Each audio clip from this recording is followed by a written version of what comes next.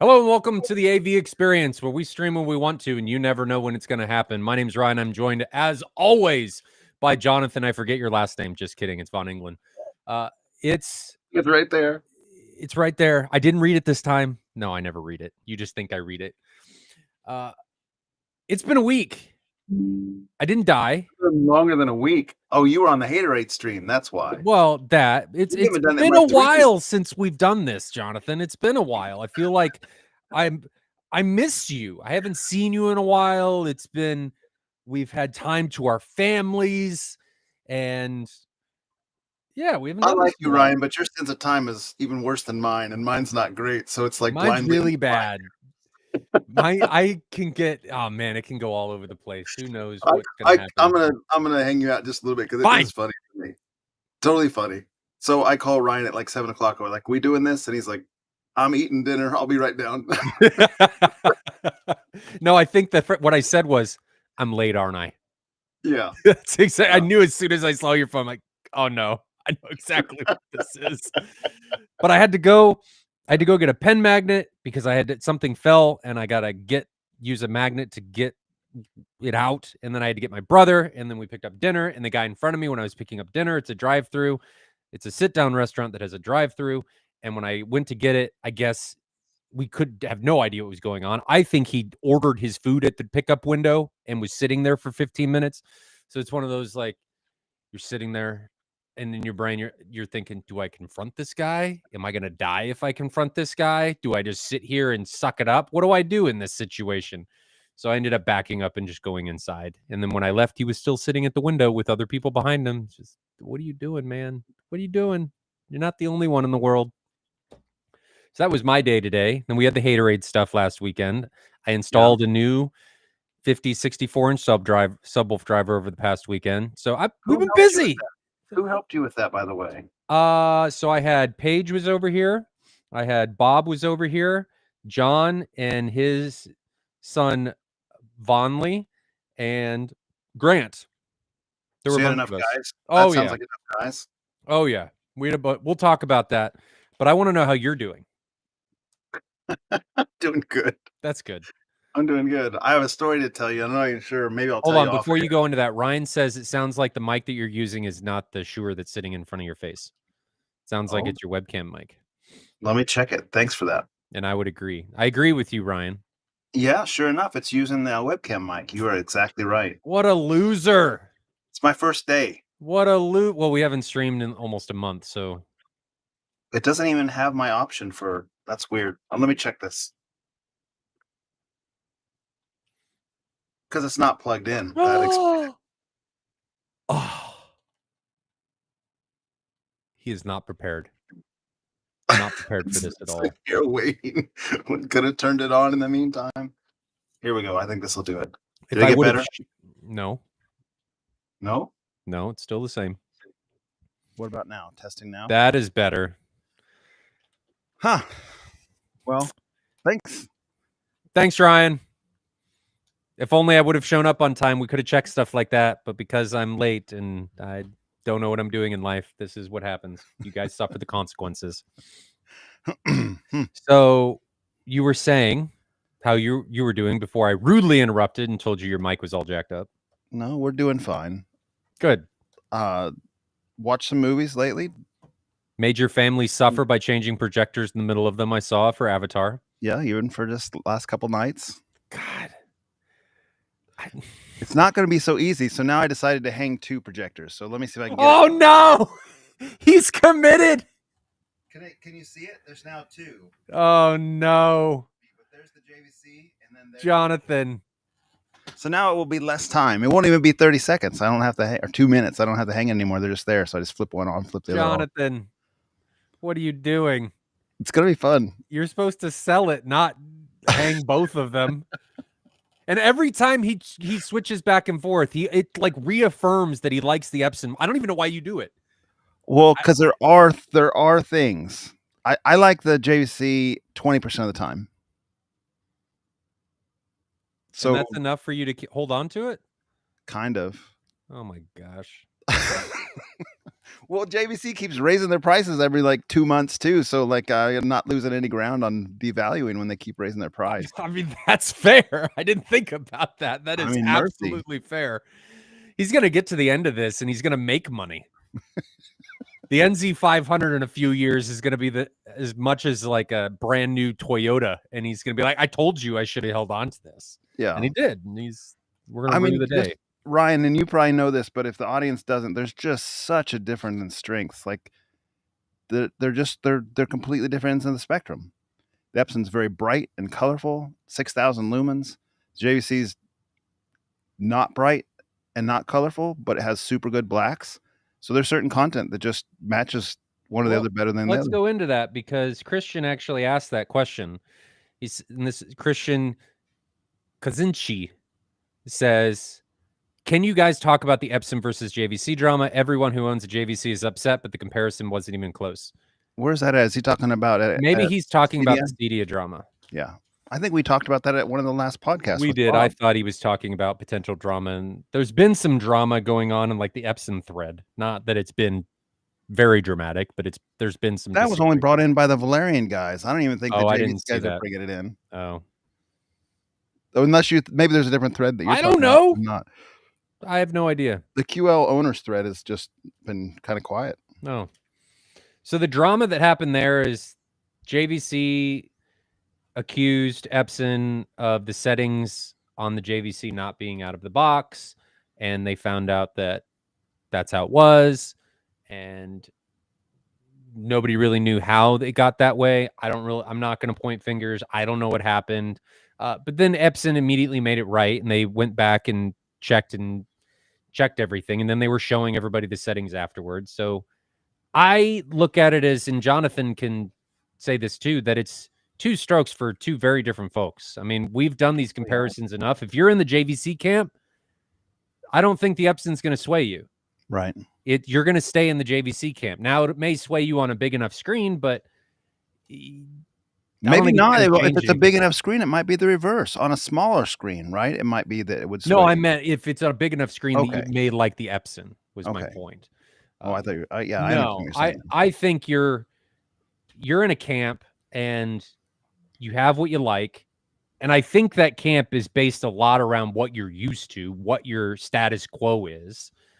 And that's your norm. And if you see something that's not the norm, it goes against potentially what you are used to, you may not like it. And there's nothing wrong with that. That's a big part of what this hobby is, what this space is, what we all do is we use what we like and we watch and listen to what we like, how we like it. There's no point in pushing yourself into a position of utilizing equipment that you don't like.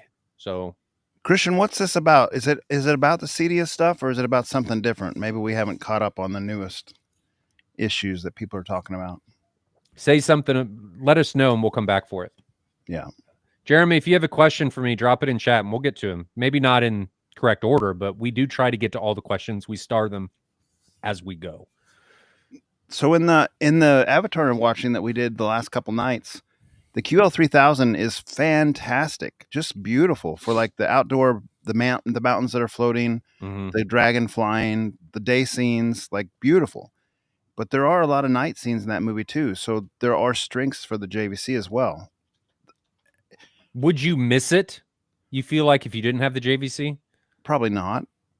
I'm imagining you now going, hold on, family, it's a night scene. We got to switch over to the JVC. Hold on, it's a day scene. We got to switch over to the Epson. And just going back, boom, boom. And you're just holding up like velvet in the background as the screen. It's like Jonathan dynamic contrast. As it switches, you're just in the background.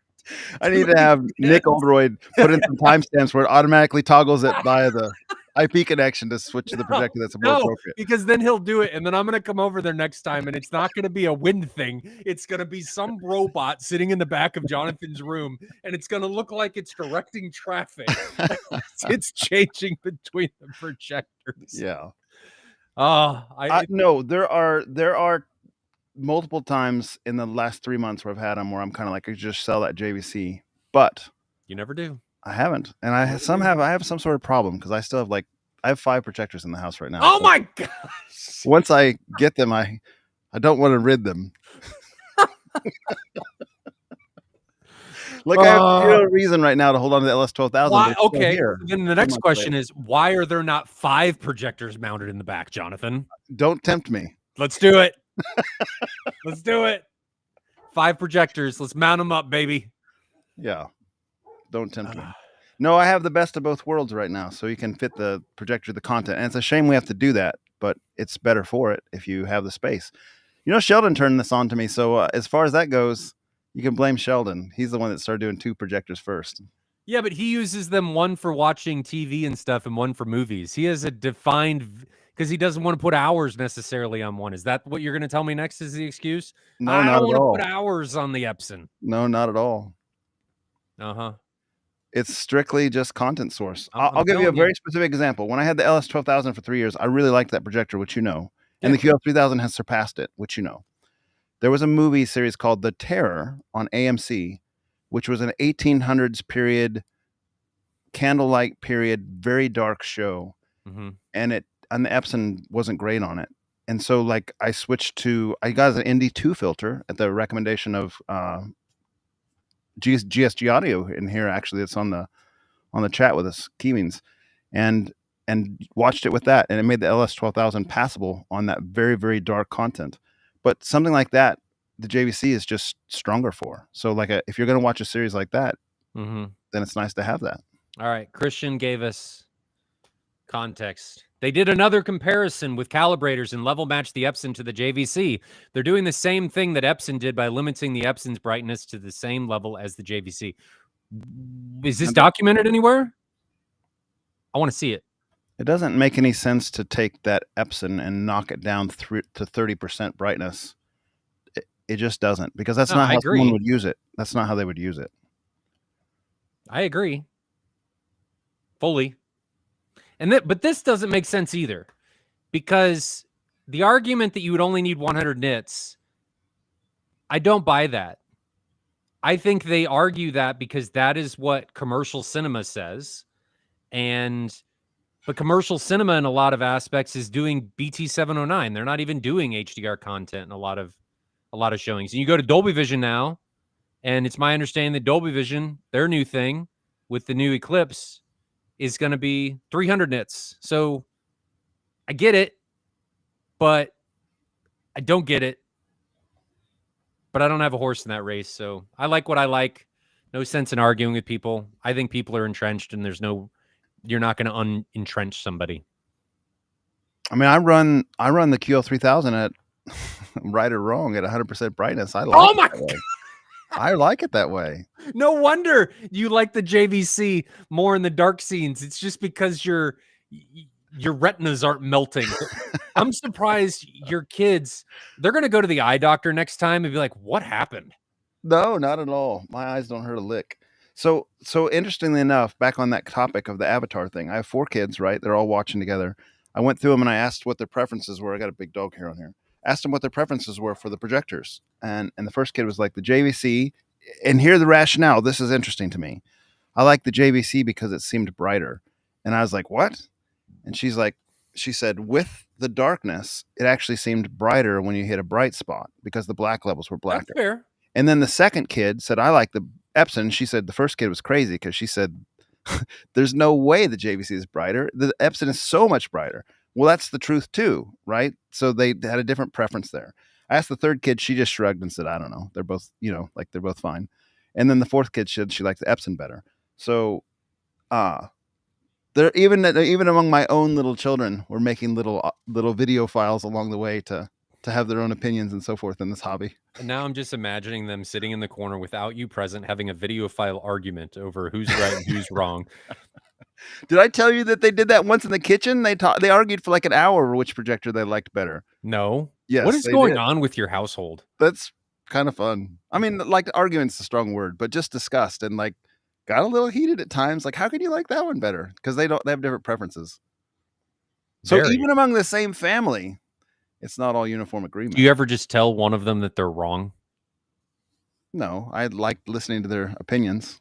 And hearing their thoughts. I understand your opinion, but you're wrong. I hear your opinion, but you're wrong. So when you run it at 100%, how bright is it?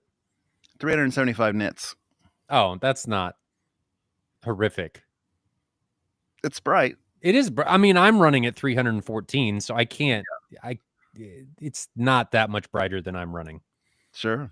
If I left the room and came back in, I don't think I could tell the difference between 60 nits at that with that much light on the screen. No, but you can definitely tell the difference between like 100 nits and 300 nits. Like certainly. So if we're talking back to the old argument of like you only need 100 nits on screen, that's noticeably different. Oh yeah, for sure. Terminator Juice, we're just staying on the projector wagon here. We are starring comments as they come through. With all that brightness to spare, why can't Epson have a higher contrast mode that is in between brightness of the Epson and the blacks of the JVC? There's a lot more going on in order for them to hit that contrast than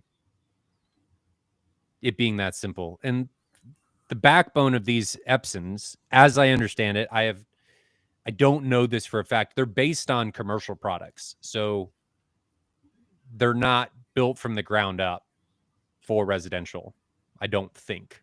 Epson may disagree, but it's my understanding that they're built on commercial platforms. Well, and I think there's some perspective, and we talked about this before on the channel. LCD is a different technology than LCOS. And LCD, like the best Epson has ever done with LCD is about a 5,000-to-1 native contrast. And that's with their deemed ultra black panels. It's got polarizers, light polarizers on them. And JVC, 5,000-to-1, JVC is like 40,000-to-1 or 80,000-to-1 on their high-end ones. And so LCOS, at its base level, the LCOS panel has a different thing. And then the technology and the projector and the housing and chassis and the way they've done their light engines is different. So Epson has always kind of prioritized brightness, and JVC has always kind of prioritized, the black level, the black floor, the native contrast. Different stroke for different folk. Now, the time Epson went above 5,000-to-1, they did an LCOS projector display, but they only did it for like 2 generations.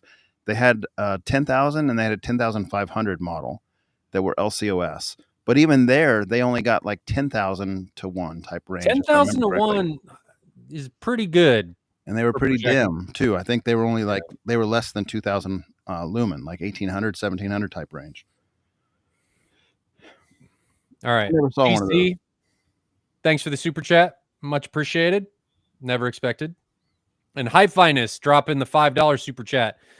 Thanks, guys. Much appreciated. Dirac Art is now available for Denon and Marantz. I'm running a 5.2.2 setup in an open concept room. SB17 Ultras, B&W 802 D4s, 805 D4s, and HTM 81 D4s. Will Art transform?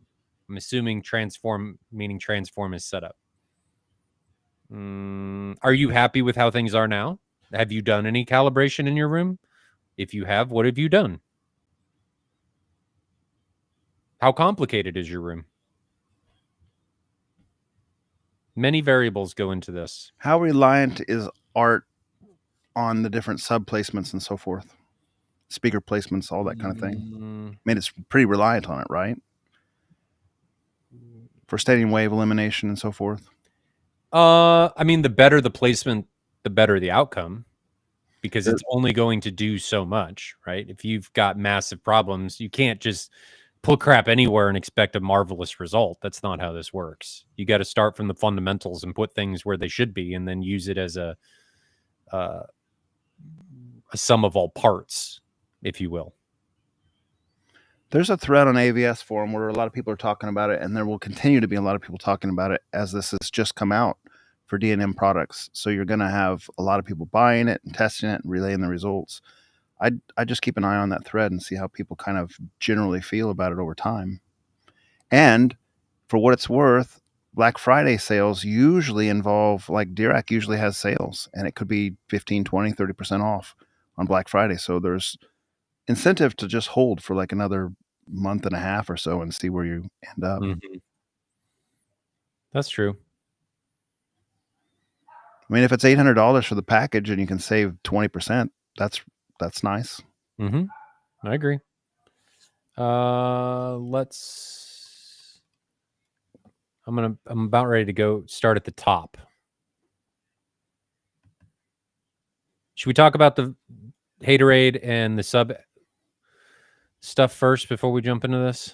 Yeah, I watched that video, or at least 80% of it. I didn't quite make it. It was a long video. Yeah, I talked a lot.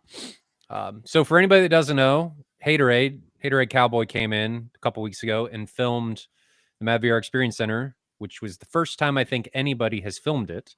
Really, the first time any video has been on it on the internet. And I kind of explained the journey of how everything came together and what my thoughts and everything were. If you haven't seen it, it's on Haterade Cowboy's channel. I'm not trying to self-promote. It was fun. I never really spent a lot of time with Haterade, and I enjoyed spending time with him. He's from Texas. It was good. It was pretty casual. I just got to explain my journey and why I did the things that I did and what my thoughts were and what I think the rest of the industry should try and think about when they're doing these rooms. And I enjoyed it. But he missed out on us then on the new subwoofer, though, because we dropped in the new 64 driver. That was an experience. For anybody that wants to see the video, just go watch it on Haterade's channel. That's enough about that. The sub, was, it's always a thing, right? So when we did it the first time, when we tried to do it a couple weeks ago, I'm sitting down there and we're backing out the screws, and the screws have thread inserts in these holes. Like T-nuts or hurricane nuts? No, they didn't have T-nuts. They just had threaded inserts. So they were just in there with epoxy or something. Well, what evidently happened when we put that driver that was in there at that time in, the shank from the bolt went in and it contacted the T-nut, and the T-nut went and grasped the shank. So then when we backed out the bolt, it brought not the T-nut, the threaded insert with it. It brought the threaded insert with it. And the problem with that is you can't use threaded rod, which is what we want to do to make sure that we're alleviating a lot of the stress on us. Because if you do just take out all of these nuts or the bolts, you're going to get caught with 400 pounds of awkward weight, because the driver sticks way off of the magnet, sticks way off of the driver, and it just gets really awkward. And the whole sub wants to tilt, like it wants to shift. Right.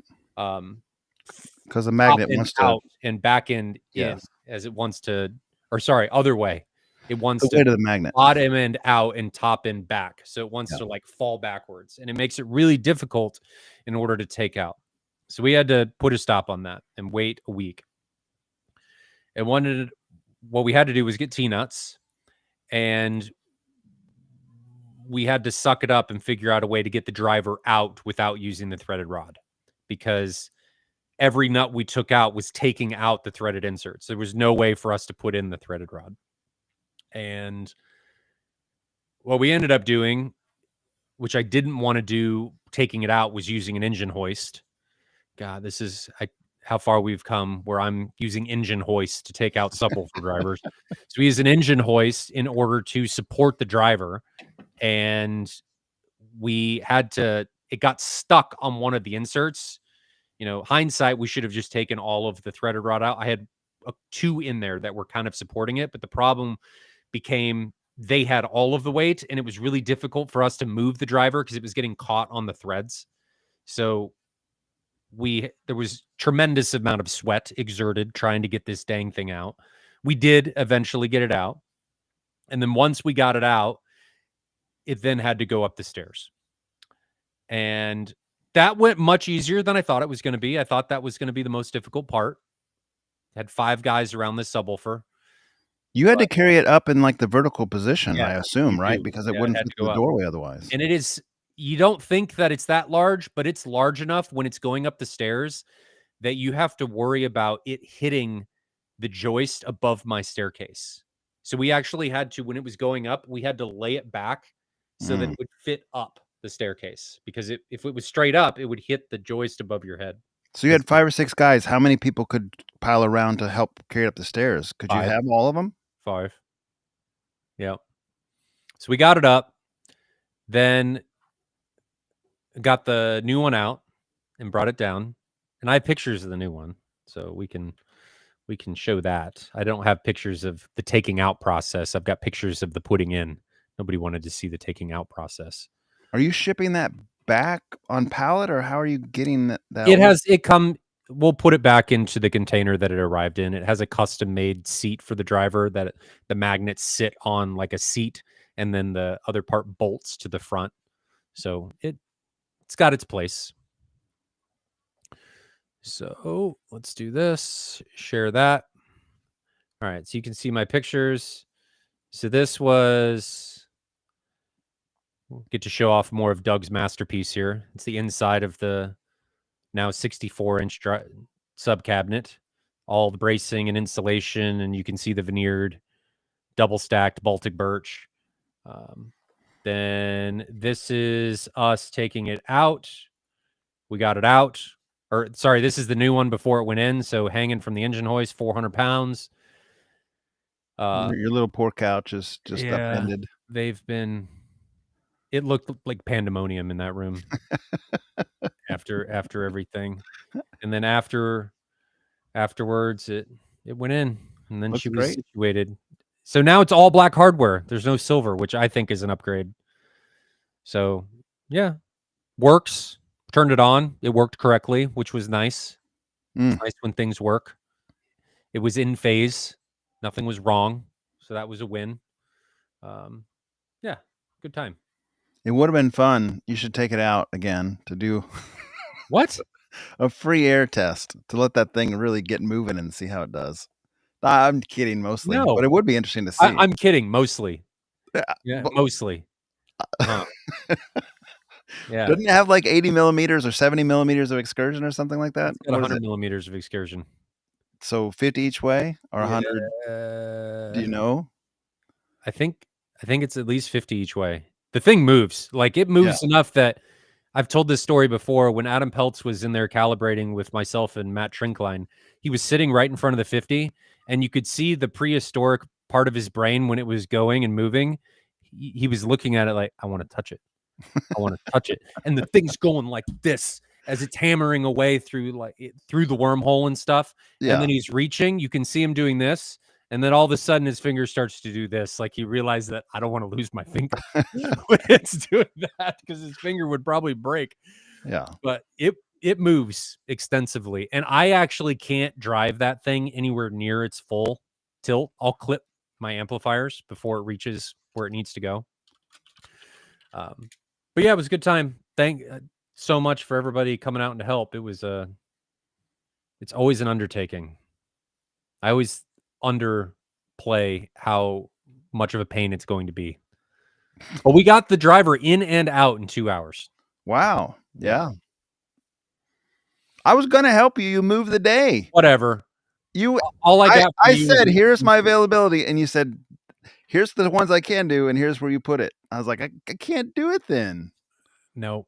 I wanted to help. No. You turned me down. I didn't want you. No. He's too heavy for the staircase. That's what you said. That is not what I was going to say. No, the staircase was fine. No creaking? I did make me a little nervous talking about that. You go under that staircase, you looked up on Grok AI and it says 12 to 1,300 pounds is what typical staircases do. I think that's for like my upstairs staircase, going up the stairs that's not supported underneath. This one's supported every 16 inches with a 2x4 stud. It's going nowhere. Oh, so you got a lot of little supports. But then the stair steps themselves are probably just like 2x10s or something, aren't they? Or 2x12s or something? That's a lot. They can take a lot of weight. I was just thinking 400 pound subwoofer, 4 guys. You're getting up on multiple treads. It's not a problem. There was no creaking. No creaking. It is 64-inch subwoofer proof. Okay, we're good. Everybody agreed that if I build a new house, the staircase needs to be wider so we can take things up and down laying down. They don't have to go up vertically anymore. Oh man, yeah, that sounds like a bear. It was not fun, but it's done. It is done. Glad that's done. I have a story that's similar to that. When I was when we did a subwoofer shootout in 2011 or 12, I don't remember, over at Husker Omaha's house, there was a DTS 10 that came in for the competition. He had a staircase situation that was like downstairs. There was no external access, and that DTS 10 weighed, I think they said 385 pounds or something like that, so similar weight. And there wasn't enough room to put all those guys around it on the stair steps. I was working out a lot of the time, and I got the bottom, and somebody was pushing on my back. Another big guy was I pushing on my remember that back. story. And I was just thinking, like, if this thing falls on me or if I misstep, because I'm on the bottom of the stair steps, on the bottom end of that, all that weight's there. It's all I could do to hold on to it. And that guy's got his just hard push on my back. Like, if he fell, if I fell, this could like kill me. Falling down the stairs like that and run over your head. It's not a great situation. Well, what we told people at the top when we had the driver was, if this thing goes, just throw Bob underneath it and run away.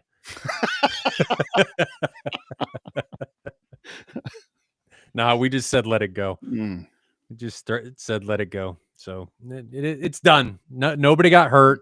It went smoothly. Nothing got damaged. Jordan's suitcase falling down my stairs did way more damage to my walls than the 64-inch subwoofer driver. So these guys are telling the truth here. Next time, you need to know man. So I was actually, I've already told my wife that if we build another house, I've contemplated having like an opening, a pit in the garage in a corner where I can put a steel plate over it and putting a gantry over the top so I can just drop crap through the floor. A service. Yep. Yeah. Access points. Ideally, I would just have a walkout basement. That solves a lot of these problems. or a walkout. These really elaborate things, or a walkout basement. Yeah. Oh yeah. Man. So questions. We got another super chat while we're talking. We do. I'm gonna get to it. John Durant says, I had 9.8.6, now 11.86. Waiting for Chernobyl to start shipping the CI16s. So in the meantime, how do you feel about running the second set of surrounds as an array? Delay? What else should I know?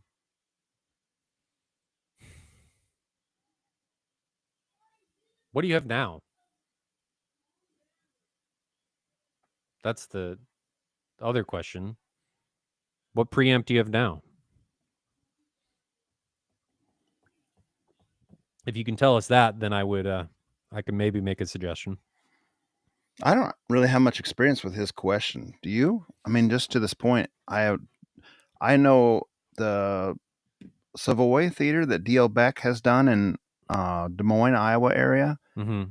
He has multiple sets of surround, and he's basically using some sort of mixing aspect to basically just intermix the two sounds. So he's taking two channels, he's blending them together, I think like a 75-25 type ratio, and mixing it together on his own, like not through the processor, just through software, through a computer. But I'm trying to think, that might be the only room that I've been in where something like that was employed, and it worked well in that room. Yeah. I don't think they added any delay. I think it was just pure mixing the two audio signals together. So he's got a JBL SCP-58, which that's a new one? Is that the newest one? That uses Dirac. No, it's a 16 channel. The 55 was the old one, or is that where the 58 also released at the same time? I don't remember, honestly. I don't know JBL's hierarchy. Not that that's good or bad. I just don't know it. So either way is a compromise, right? You're going to have comb filtering if you're doing duplication. I don't know that I would do anything. Do you care about the second row? I don't know that I would worry about it, honestly. I would just wait. Don't go down the pathway of doing it just because it's there. Sometimes doing it just because it's there can make things worse. And I am always of the opinion, Jonathan, disagree with me if you want, that you design for the 99% use case. You don't care about that second row. You care about the 99%, which the people that sit in that second row, they're not going to know any better. They have no idea. They're just happy to be there. They think it's awesome. I would not deteriorate my main listening reference position until I got something that can do it properly, like a Chernobyl or a Storm. What are your thoughts? I would like to tinker with it. I would just say, if you have the ability to tinker with it, just try it. I mean, that's how we came to make our theaters better along the way. Remember what I said about your girls? They can have an opinion, but you can tell them that they're wrong. And you have an opinion, but you are wrong. I think that's fair. You can tinker with it, but just know that anything you do in a lot of these situations is going to be a compromise away from what you have. In my opinion. I don't suspect that has to be a compromise only because my single experience with DL Beck, it worked well. Like it filled a hole in a time period. This was 10 or 15 years ago, in a time period where there were not these top end options with all these channels. So he wanted more of a base layer experience, like more channels, and there wasn't anything else to do. But it worked really well in his room, and that's, like I said, that's my sole experience. So Did you get to I don't think listen it has to be to it with worse. it not having that though? What I want? Did you get to listen to his theater with it not having that duplication? I don't think so. No, but we're going there. That's the place we're going together in November. That's David Beck's place. Oh, So we'll check it out. You'll get to experience there. That still would be in place. okay. It's a really nice theater, like a top shelf experience. Okay. So, Looking forward to it. yeah. Looking forward to looking at you and going, see, you were wrong. Just kidding. I'll probably be wrong. Good question, though. Jonathan, do you want to star? I haven't been starring him. Have you? I've been starring him. In fact, I'm just going to go back and start at the top. So if you see any new questions come in, star away. Okay. Did that one. Mosin asks, do you have any experience with Dolby Vision using a projector? That's few and far between, unless you're using low latency Dolby Vision. The only things that have it are those Chinese DLPs that have Dolby Vision. That's it. That's it. Yeah. And that's not even because the projector has it. It's because the Google OS or whatever, the Android OS software that's running the machine has Dolby Vision. And so they've kind of slid it in there. Those cheaters. That's how they're doing it. Those cheaters. It's not that we've done the comparison on my LGs, and though there were some differences, we had to go look for them. Yeah, they're pretty minor. They are. Between HDR10 now, and HDR. that's not to say that there aren't some pieces of content out there that are major differences. It was a very small selection of what we did. I just don't think on the Dolby Vision thing, people should get as hung up as they do on it. You're going to have a great experience. I think Dolby Vision is better than not having it, but I really wouldn't worry about it. Would you? You don't. Do you? No, I don't. But if you have a projector that has bad tone mapping, you might be more interested in this than if you have a modern projector, right? That's fair.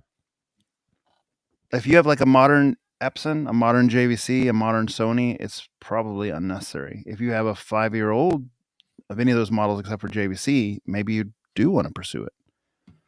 And by pursue it, what it amounts to is you buy a little HDMI switch effectively, or a HD Fury or a Vertex, or they have different options.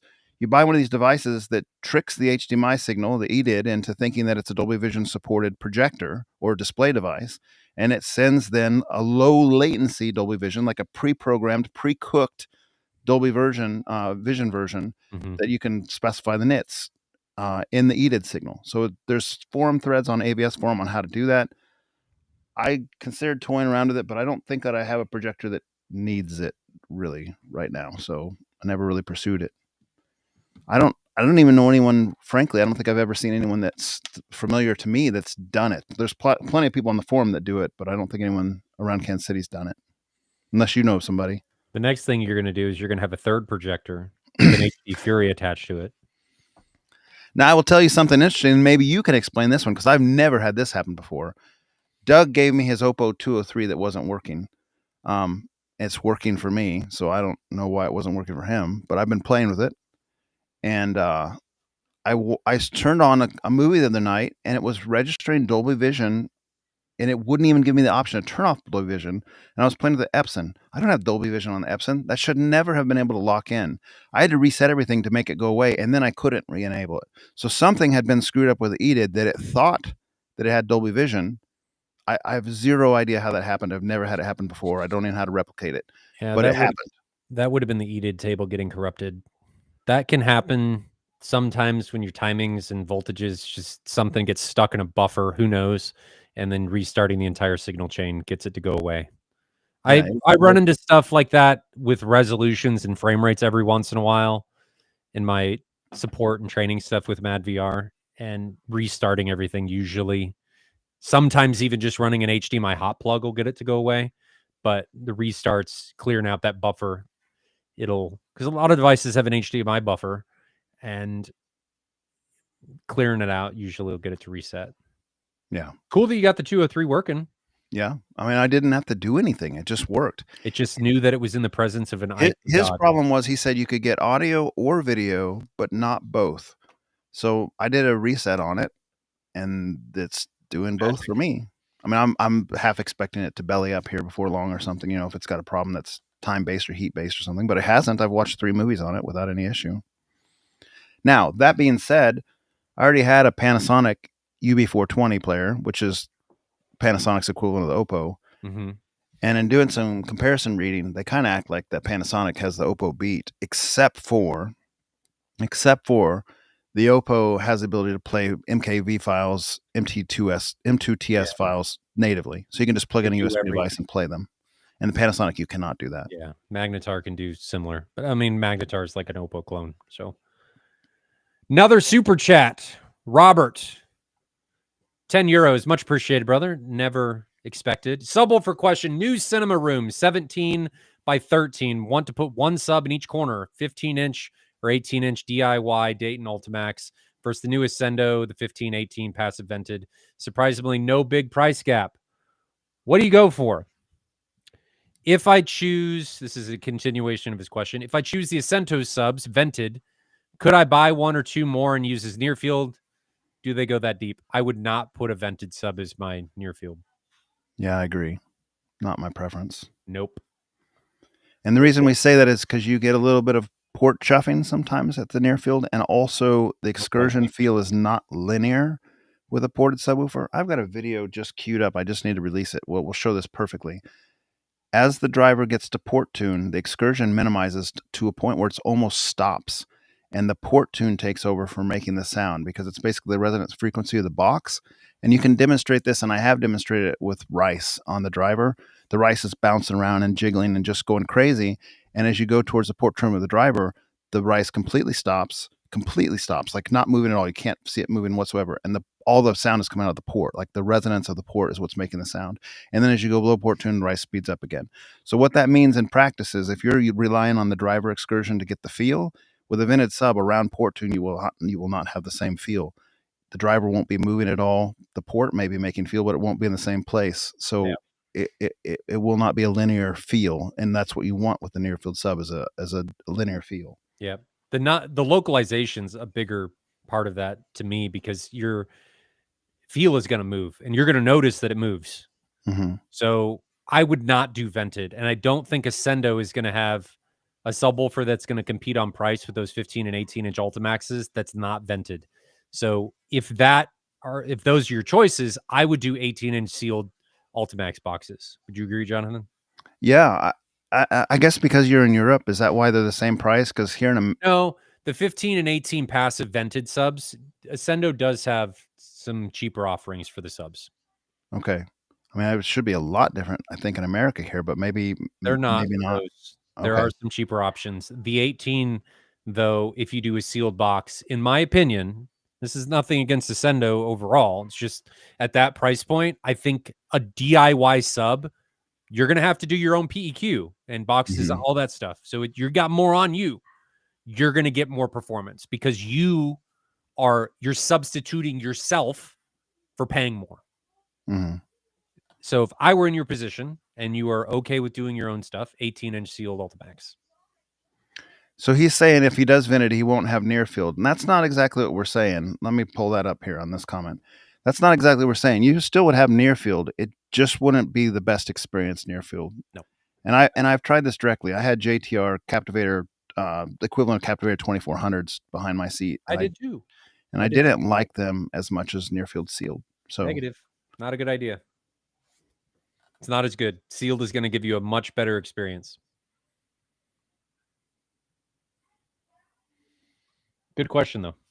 All right, Jonathan, you're again on star duty. Man, I'm not even caught up where I was. Okay, going back. There's another super chat that came in. You want to grab that one? Go ahead and throw it up. That's not it. Let me scroll down a little bit. Here it is. Such an amateur. GC 999 USD super chat. Thank you very much. Never expected. With the JVC NZ900 on 175-inch Stewart Studiotech 130 G-Force, that's a 1.3 gain perforated screen.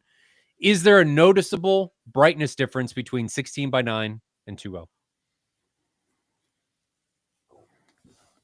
Are we going to agree here? I'm going to say no. Do you agree with that, or do you think there is? I'm going to say no. It's going to be an objectively different brightness. You're going to lose a little bit as you go to a 2.0. I think subjectively in the human mind, the larger screen sort of makes up for the loss in brightness, and the cumulative brightness of the larger image that takes up more of your peripheral vision. I think that helps, and I think the same thing can be said almost with a scope zoom out. So to put this subjectively in my observation, my screen is a CinemaScope screen, and it zoomed down at 16:9. It's a 1/16-inch 16:9. At CinemaScope, when you have the black bars above and below the screen, it's a 144, which is the equivalent of a 152. Mm-hmm. So the difference between my fully zoomed down 16:9 is a 116, and my over zoom is a 152. So pretty significant difference in size. That leads to a pretty significant difference in light output. But subjectively, it's not that different. It's not like I'm not even really have the desire to change my laser level, if you will, to make an accommodation for those two switches. Like, yes, it's a little dimmer, but it's not that big a difference. And 2.0 would be in the middle of those two sizes and even be less noticeable. Not being thought about here is the NZ900 is 17:9. It's 4096 by 2160 for the panel. So if he's doing 16:9, he's actually not utilizing the entire panel.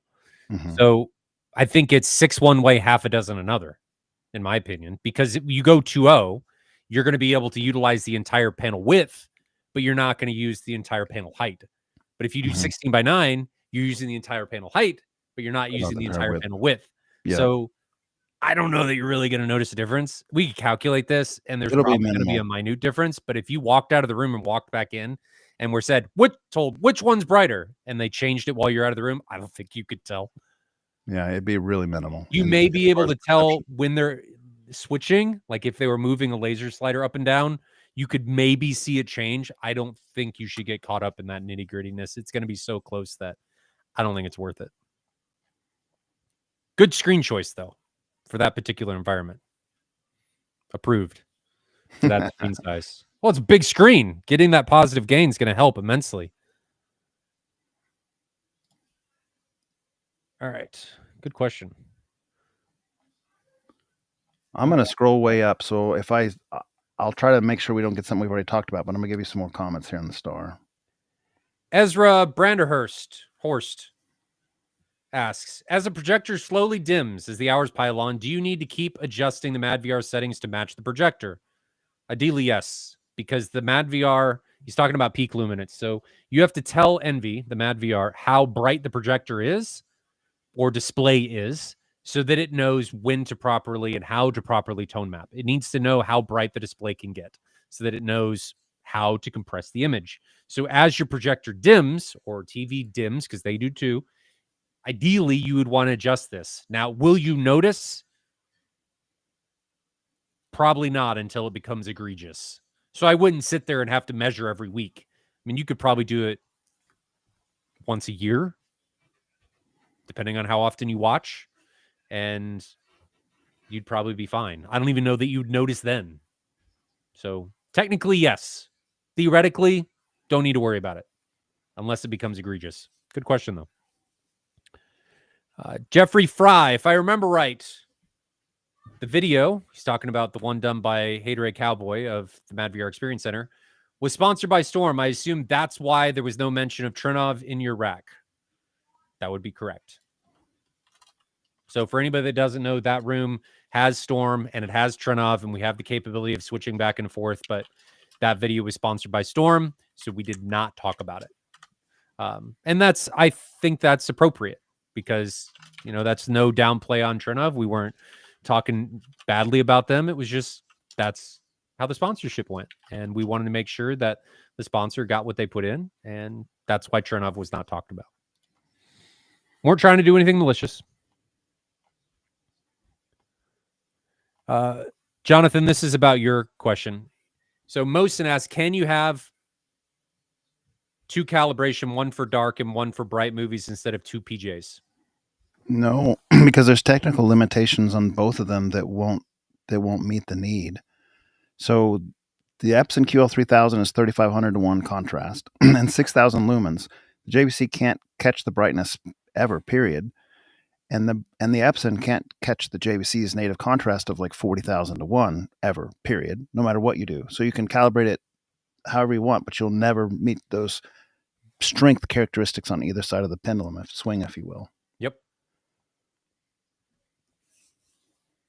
You could have 2 different calibrations for the same projector, but you're not going to overcome those technical limitations. Yeah, and so people will say stuff like, I've seen this before, why don't you just lower the brightness on the Epson and that will help the contrast? It really doesn't help it that much. In fact, Tim and I were talking about this before when we had the QL7000 over here. It actually, the contrast looks better at 100% laser than it does at 30% laser. And the reason being is because we've talked about this before, your eyes kind of like adjust for the amount of light in the room and they kind of dilate a little bit. So those blacks that are maybe more gray than black look blacker when there's something super bright right aside it. So just subjectively speaking, I'm just telling you from seeing these projectors many times, the contrast subjectively looks better at 100% laser than it does at 30% laser. So that idea that you could just lower the laser and get better contrast just doesn't pan out in real life. Big Street Cinema, if you got a 235 to 1 150-inch screen and sit 3.5 meters away, is the E-shift good enough in the Epson? So what is that, about 10 foot for a 150-inch screen? Oh, it's longer than 10 feet. It's going to be 12 feet. Yeah, I mean, that's totally fine. That's pretty similar to my room. I'm sitting. You say some people notice, like Tim.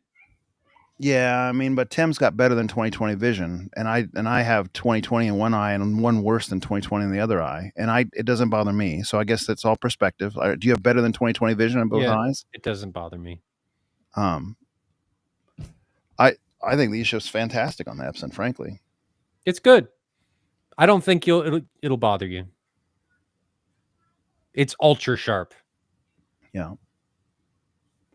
Now we did see somebody talking about on a 280-inch screen on the forums. That's different. I mean, but it is a conversation. But didn't he also have like 4 nits or something like that? He was running like a 0.3 gain screen or something. Yeah, that wasn't ideal. But he did say that the pixel structure was kind of bothersome to him at that size. Because the pixel structure is the size of a 21-inch monitor at that screen size. It's yeah. Not really, but you get my point. Yeah. I mean, we saw it at a 200-inch screen at Ryan's house. I saw no pixel grid. Even from the front row, I saw no pixel grid. And his front row is 9 or 11 feet away from the screen on a 200-inch screen. Tiki time. Stark's sub 5 model specs. 8 hertz to 250 hertz, minus 3 dB half space, $7,500. Is there a sub that can go as low hertz? 8, but not so expensive. Yeah. Technically any sub, but not at that. Not at 3. Now, whether or not that's true, have you seen this sub? I have not seen it. I haven't even heard of it. Stark sound. Put it up there. Yes, sir.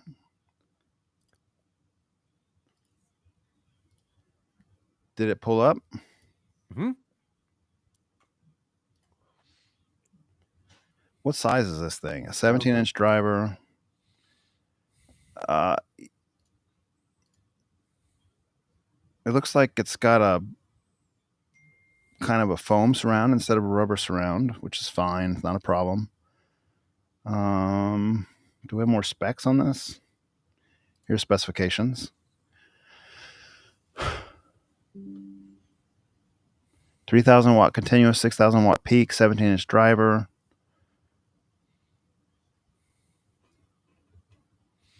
Here's the issue I have with that spec. is saying that it's 8 to 250 hertz minus 3 dB. The problem I have with that is if you use DSP, anything can do that. Sure. Only within the headroom that the driver has. Yes, that's what as soon as you, if you don't apply compression, like if you don't know where the compression is, anything can do this. So I think this measurement is only valuable if you also see like a 2034 measurement or something. It's got to be in a sealed box, I would assume, because I don't see any port here. And so there's all kinds of DSP applied to bring the below 30 hertz up, like a shelf filter. And what Ryan's talking about is if you raise that thing, like say you want to play reference level, I mean, even here in the specs, it's not going to be flat as you raise the volume. It will revert back to its native frequency response and ignore the DSP as you hit its limits of the sub. That's the way they behave. Mm-hmm. The way to get around that is to have quantity of them and not singles. So you can see here it's talking about, can I make this bigger? Can you see this, Ryan, okay, or is it too small still? Ooh, that's better. So very specifically right here, it's saying 130 dB at 40 to 200 hertz. But then if you're at like look at here, like that's its max SPL, but down here at 10 hertz, it's 101 dB. So that's what we're talking about. If you were at say you're at 75 dB taking a measurement, or even 85 dB taking a measurement, it might be plus or minus 3 dB as they talk about. It very well could be with the DSP. But by the time you're getting to max output, you're no longer flat like that. So as long as you understand that, it's okay. So that measurement that they're talking about with 8 to 250 is probably at actually 101. Be my guess. Somewhere at 1 meter, no less. Yes. So I mean, it's really not groundbreaking. No. Frankly, No. I'm sure it's a nice unit. There's no reason to. I'm sure it's great. We're not saying it's a bad sub. It's just that's misleading. But that, make sure I emphasize this. This is not uncommon in the industry for that type of spec to be said. So don't think that Stark is doing anything necessarily malicious that nobody else is doing. This is just how industry advertises stuff. And we want to make sure that you guys understand what you're getting into and what that actually means and the other things that you need to consider, as Jonathan pointed out. Yeah, no, I do want to point out, Ryan, and what you say is accurate as relates to other seals. But if you go to a ported sub like the JTR subs, the captivators that are port tuned to like 10 hertz, they will continue to keep that output a lot higher than the sealed, And that's out there on database. You can read about it. Because the box, the port tune is like enhanced by the box. The SPL at the port tune is enhanced by the box by 6 to 10 dB. So let's say you took this same Stark driver and you put it in a giant ported box like those JTR uses, you could get 6 to 10 dB more around port tune. So if the port tune is 10 hertz, now instead of being 101, you're at 107 or 111, which is a significant increase because 6 to 10 dB is a doubling of volume. Yep. So it's a significant, noteworthy amount of extra that you get from a port tune. So it's not, as long as we're talking apples to apples, like sealed to sealed, ported to ported. Yes. If you start cross-pollinating, like if the gentleman's asking, hey, is there any other options I can do for more output than this? Absolutely. A JTR 4000 ULF would cost you less and do triple, quadruple what that one would do potentially, because you're in ported boxes with 218s instead of 117 in a sealed box. So literally triple, quadruple type territory for less money. It won't be as pretty. JTR 4000 ULFs are big, ugly, utilitarian, manly things. It's then that little Stark thing was a gloss piano finish, looks beautiful. Your preferences, but if you're just looking for raw output, man, the JTR 4000 ULF is going to smoke that thing. And I say smoke accurately, like accurately. It's going to have a lot more output. A lot more output. There's another super chat. You want to put that one up? Scrolling down, trying to find it. Is this the one? Yep. No. Yeah. That's not it. Is it? We already answered that one. Here's the new one. Sorry, I didn't want it far enough down. Oh, there we go. Robert with another super chat. Thank you very much, brother. Much appreciated. Never expected. With my room size, 4 DIY Dayton's 15 or 18-inch plus near field Dayton Ultimax series, first reference series. Somebody told me the reference might have more punch, more precision. All the modeling I've ever done, I prefer the Ultimax. And the new Ultimax version 2 that they have is 3 dB more output up high than the old Ultimax, but has about the same output on down low. If you have enough headroom, and 418s is enough headroom, you can tune the subwoofer response however you want. Like you can emphasize the kick drum if you want at 70 hertz or whatnot. Neither of those drivers is going to make that much difference with 4 of them. You can change the DSP however you like. You'll have more bottom end, more low frequency, more excursion capability on the Ultimax. And the new Ultimax are like pretty flat up to like 500 hertz if you want. So it's not even like a matter of low frequencies being all it can do. Like they're nice drivers. Mm-hmm. I don't think that's good steering that someone gave you about the reference. I think any of the guys on the do-it-yourself forum would tell you that Ultimax version 2 is a better driver than the reference series driver. It just objectively is. The reference driver is a nice driver. Don't get me wrong. I've heard them. They sound great, but objectively better is the Ultimax driver. And Dayton prices them as in line with that too. Jeremy Schurter. Your Atmos setup, speaker distance from MLP and the angle of your boxes facing the MLP angle to Atmos speakers. Not sure on the context. I think he's talking about what they should be, would be my guess. I didn't favor that one, so I didn't see the first part of it. There is a Dolby Atmos guide for installation that is a great reference for this. You definitely want to angle the drivers back towards the reference listening position.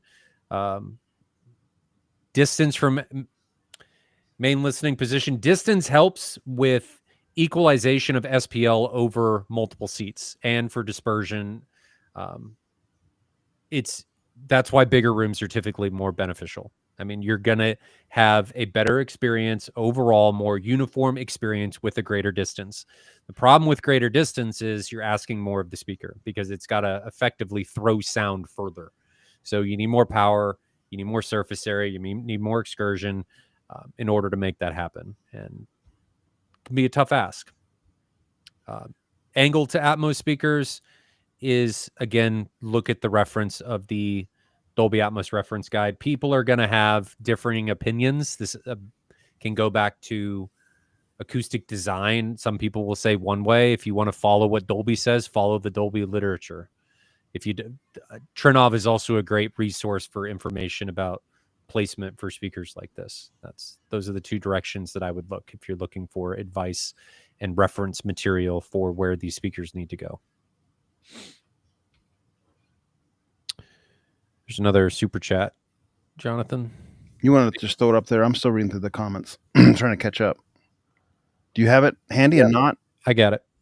Big Street Cinema, 65 SEK. Thank you very much, brother. Much appreciated. Never expected. Trinov CI without waveforming versus AC DPR R16 or Storm Evo Digital with ART. Is there any reason to look at Trinov when my layout can't do waveforming?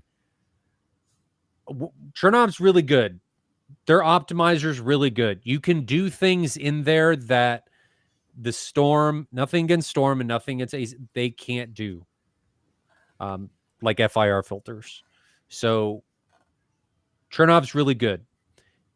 My thought process is get what makes the most sense for your room. I know nothing about the DPR16, so I can't really comment on that. If you're not able to do waveforming, it's going to come down to cost versus performance. And that's a subjective question of how much is that capability, if you can even utilize it, going to be worth to you? Or are you going to be able to benefit more from your ununiform room with what ART is able to provide you and the PEQ that's able to come with it? ART is tremendously powerful. So if that's on the ticket, Storm and how they've implemented Dirac with all of the features they have, that'd be a strong contender for me. Very strong. I can't tell you which way to go because there's a lot of factors and variables that go into that. You got anything else to add on that, Jonathan? No, I think you covered that one real well. Okay. I don't think you'd have a mistake with Chernobyl or Storm, but which one to pick depends on what's going on in your room and what you value.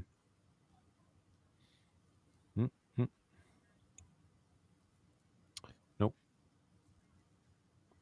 Did that one. Did that one. Tim Brussels, and I think that he's asking this about the 64. How thick is the power cable from driver to amp? It is 12.4 for that guy. So 12 gauge, 4 conductor. Probably could go bigger for that distance. I don't want to go bigger. That's a big one. Weighs a lot. Weighs a lot. And I don't have any issues. I mean, the cable's not getting hot. It's not sustaining huge amounts of power for long. 12 gauge is fine, I think. Big Street Cinema, another question. Can you buy the Ascendo 32-inch if you want to build a custom box? I think they can build you a custom box. I do not think they will sell you the driver on its own, but Ascendo, if I remember correctly, don't quote me on this. You want to ask your integrator. I think they can build you a custom box. Costs more. Pretty sure they can build you a custom box, though.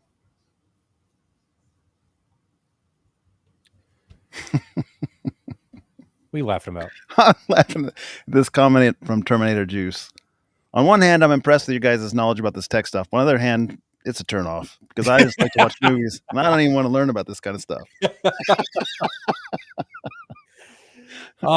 It does kind of suck, Terminator, in some capacity. You could be Jonathan and be like, hey, family, let's watch a movie. Hey, family, hold on. I'm going to change projectors. Hey, family, hold on. I need to change EQs. Hey, family. Not EQs. That stays the same. No. But it can suck because subjectively, subliminally, you're thinking, could this be different? Could this be better? Have I missed anything? Was that bass tone right? Oh, that wall's shaking. I need to go fix that after that. It just creates all of these immersion breaking experiences, unfortunately. But that's part of the journey. We like that part of the journey too.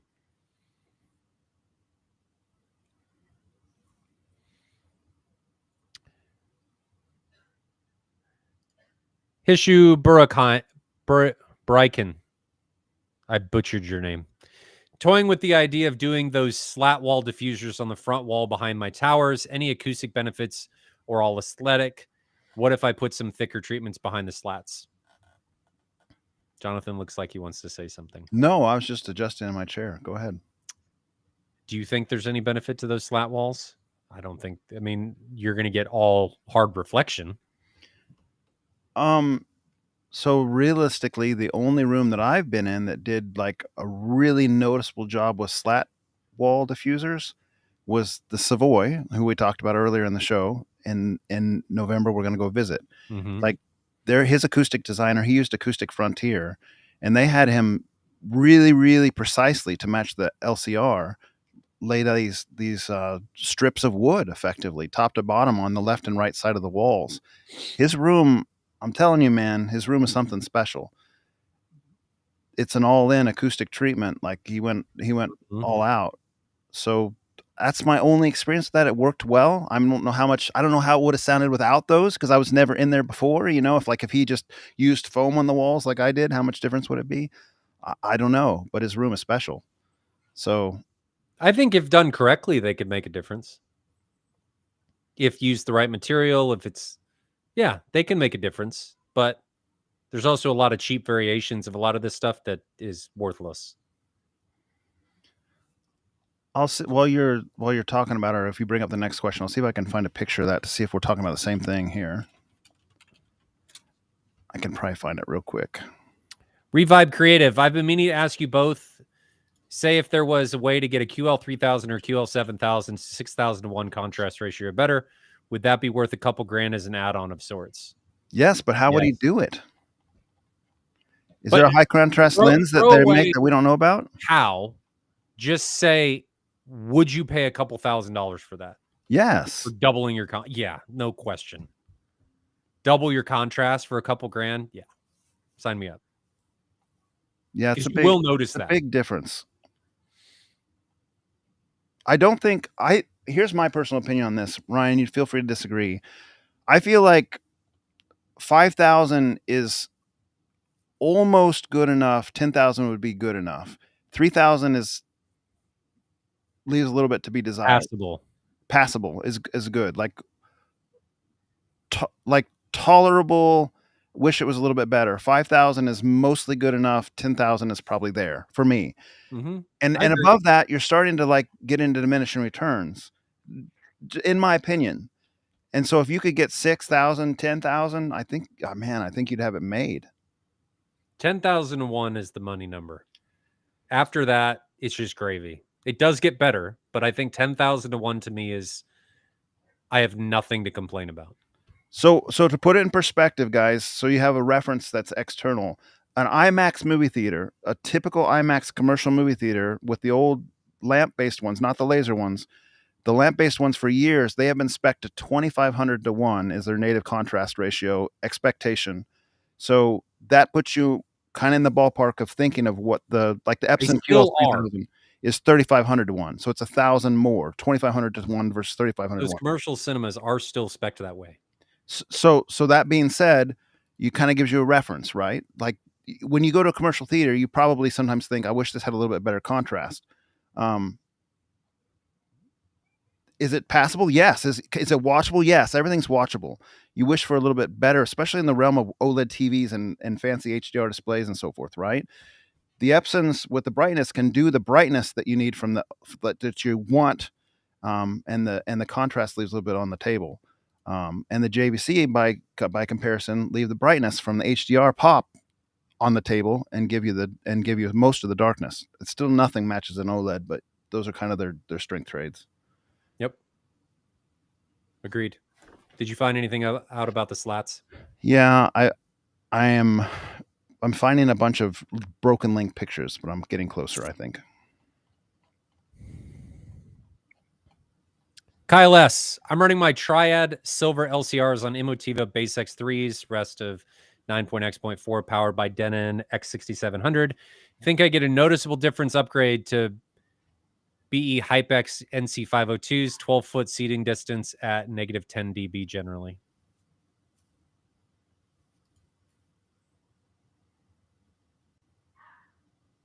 I'm going to say no. He's running an Emotiva Base 3, and he wants to know if he'll tell a difference when he goes to the HypeX. Maybe a noise floor. He's those not chasing those reference. are kind of low sensitivity speakers anyway. Those Triad silvers, they're not going to be super high. Well, they're also not going to be super high SPL power handling either.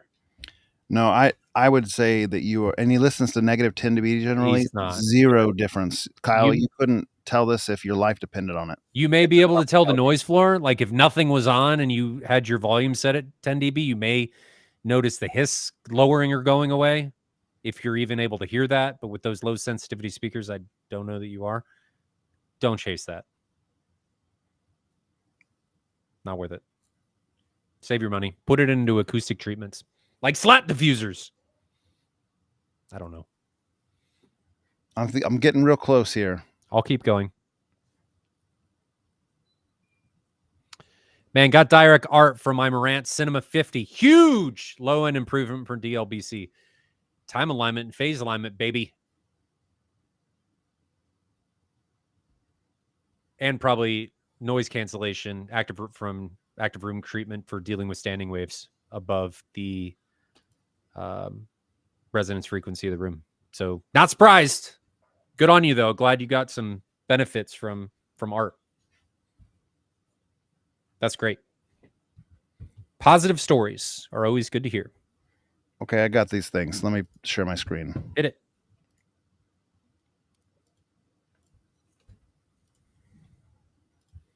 Okay, so this, I'm going to scroll back up a little bit. This is the Savoy Theater. This is his build thread.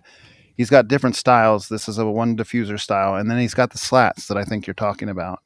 And Frontier Acoustic gave him the slats, and I don't know how much of this is voodoo and how much of it is real. Like, this is not my heritage, and I don't. It's a little bit black box to me, a little bit magic, but like to the inch, telling him where to put these slats from his left, center, right to accommodate the sound design that they had wanted to do. And so that's what he did. So let's see if we can scroll down here a little bit. Yeah, I'm not seeing any more pictures like that. But anyway, that's what I wanted to show you. Is that what we're talking about? Is that what comes to mind when you're talking wood slab? I think if that's what he's talking about, absolutely they can make a difference. Because you're changing effectively the absorption coefficient of whatever's there by providing reflective material to bounce the sound back. So then let me go here. See a previous page. There's those diffusers in a different style. There he's building the wood slats, building little frames to drop into the wall like was instructed. This is a super cool theater. Check out this thread. It's called the Savoy on AVS Forum. Back to your regular scheduled program. Yeah, if that's what they are, those can be beneficial for sure. So we got that, got that, got that.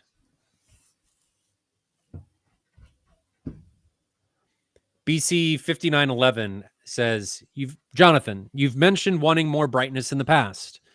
Is the audio sacrifice of a higher gain AT perf screen to replace your woven too much? Some other reasons not to switch. I've thought about this before. Even just recently, actually, as I was perusing the classified section on AVS Forum. 375 nits, ladies and gentlemen, is not enough for Jonathan. Saw a perf screen. I have plenty of room behind my screen to do it. I guess I really haven't been unsatisfied with what I have. And now that I have the brightness from the QL3000, I'm not really lacking there either. I am now imagining you have two projectors. You're going to have this thing that goes up and down. And then you're also going to have a screen that goes up and down. Swaps out. And it swaps out. Hold on, guys. It's a dark scene. We got to wait. Just watch the movie already. Yeah. I can see it. I can see it happening. Next time on Jonathan's demo night. Hey, your guy that did the high contrast lens for you or was working, I don't know if did you get your high contrast lens from that guy that was doing for your Christie? No. So it never came through? Still waiting. Well, then you probably all right. Oh, we're gonna do two lenses now. We're gonna switch back and forth. I'm gonna have like a rotary. My question was, does he do Epson lenses? Because there's been people ask on the forums, does Epson offer a high contrast lens? No.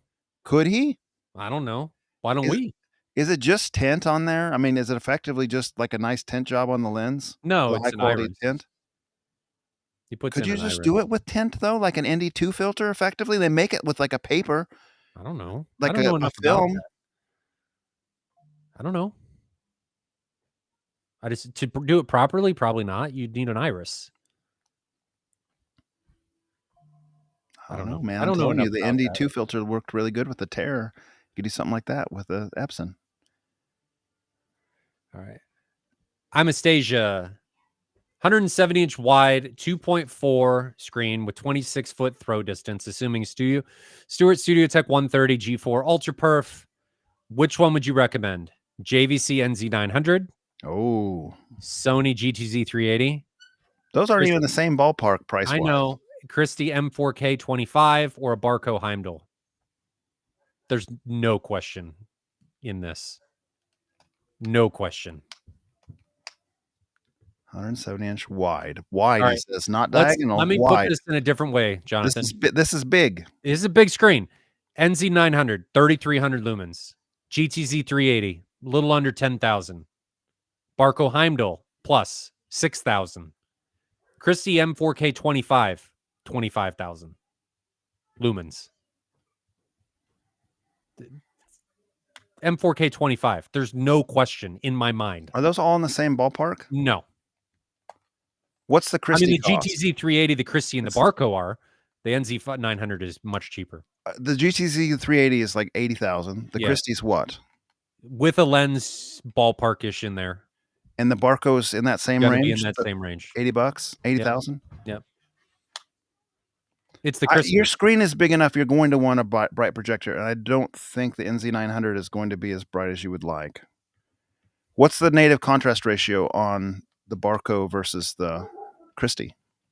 So the GTZ 380 is going to be the best out of those three. It's LCOS. The Christie's going to have higher contrast than the Barco, but the Barco right now has Dyna Black. The Christie does not have Vader yet. Is Dyna Black competitive with Vader? I don't know. I haven't seen them side by side, so I can't answer that question. However, the trade-off there, and I am not picking favorites. This is objectively which one suits best for this particular environment. With all those lumens. Vendors, if you're watching this, I'm not picking favorites here. The Heimdall, these are the benefits that you're going to get from these projectors. The Heimdall is unbelievably quiet. You're in the 20s for sound coming out of that thing at full laser at 6,000 lumens. 6,000 lumens. Yes. But if the projector is in the room, if it has to be in the room, Heimdall. If it can go out of the room, Christie. The Sony, great projector. It's old in the tooth by now.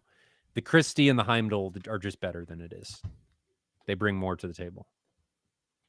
And the GTZ 380 is big.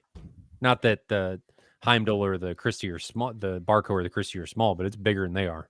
Is that the Christie that you're getting for a demo unit to try out here shortly?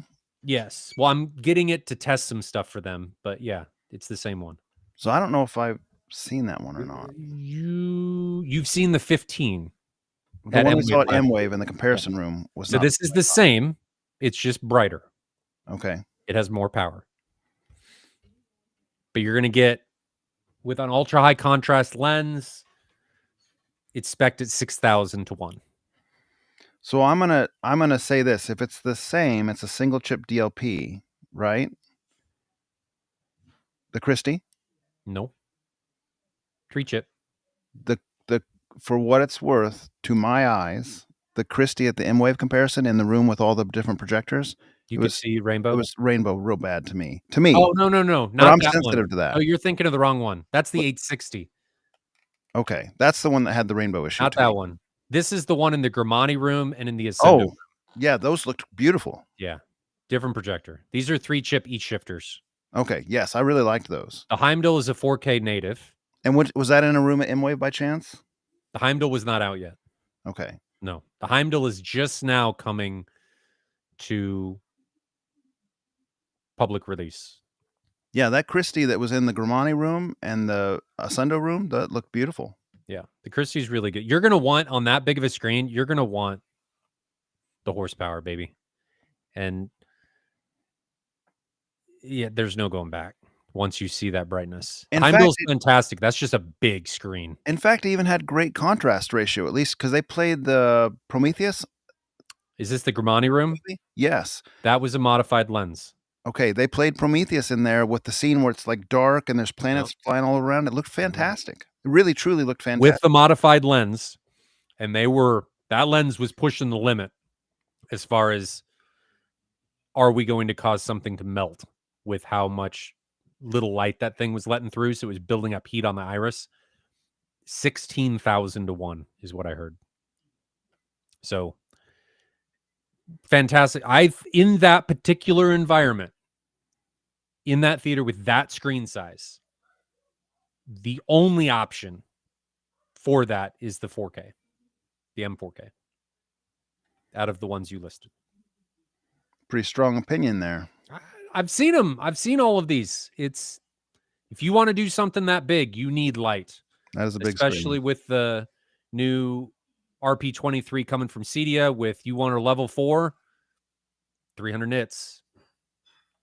And you may have enough light coming from the Christie to be able to not have to do that Studio Tech 130. You could probably go to an AT screen, like a woven screen at that point. We got a super chat that just came in that was incredibly generous. Thank you. BC 5911. I'll put it up there. Dude. Thank you. Definitely not necessary, but very much appreciated. Any tips on DIY Ultimax 2 18-inch sub builds, such as cabinet materials, sealed cabinet size, fill material, amplifier, etc.? Live fairly close to Parts Express, so need a reason to visit. Enjoy the show, but rarely catch it live. Jonathan, I think I can help out here real easy. Yeah. So I've got a build thread. I'll send you, if you PM me on AVS forum, and I'll give you the link, or even maybe I'll just pull it up now and show you real quick. Let me see if I can find it. Any rate, you can just use like pillow stuffing. You don't have to use anything fancy. And then you'll want to net. Let me just pull it up. AVS forum plus. Give me a second. Go to the next one, and I'll come back to this one while I find it. Because I got some pictures and some stuff that will help him a lot.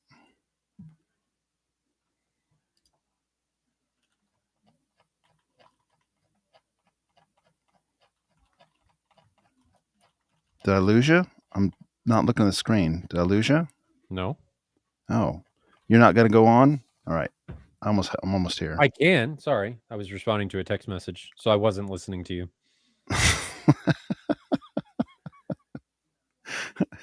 All right, I'm almost there. So just stay here for a moment now.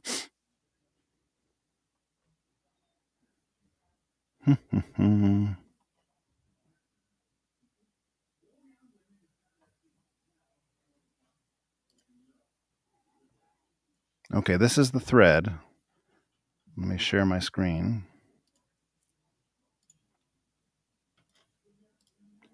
All right, can you see it? Yep, you're going to want to zoom in now. This is the thread. You can look it up on Google and you'll find it on AVS forum. Bought 4 sealed 18s on a wild hair. This is way back when I was first getting my setup. This is way back when Jonathan thought 4 18s was a lot. Well, and I went to 8 right away. I had 4 for a very short period of time, and I decided I wanted 8 because I had 2 captivators at the time, and I wanted something to smash the captivators, and it took 8 of them to do that.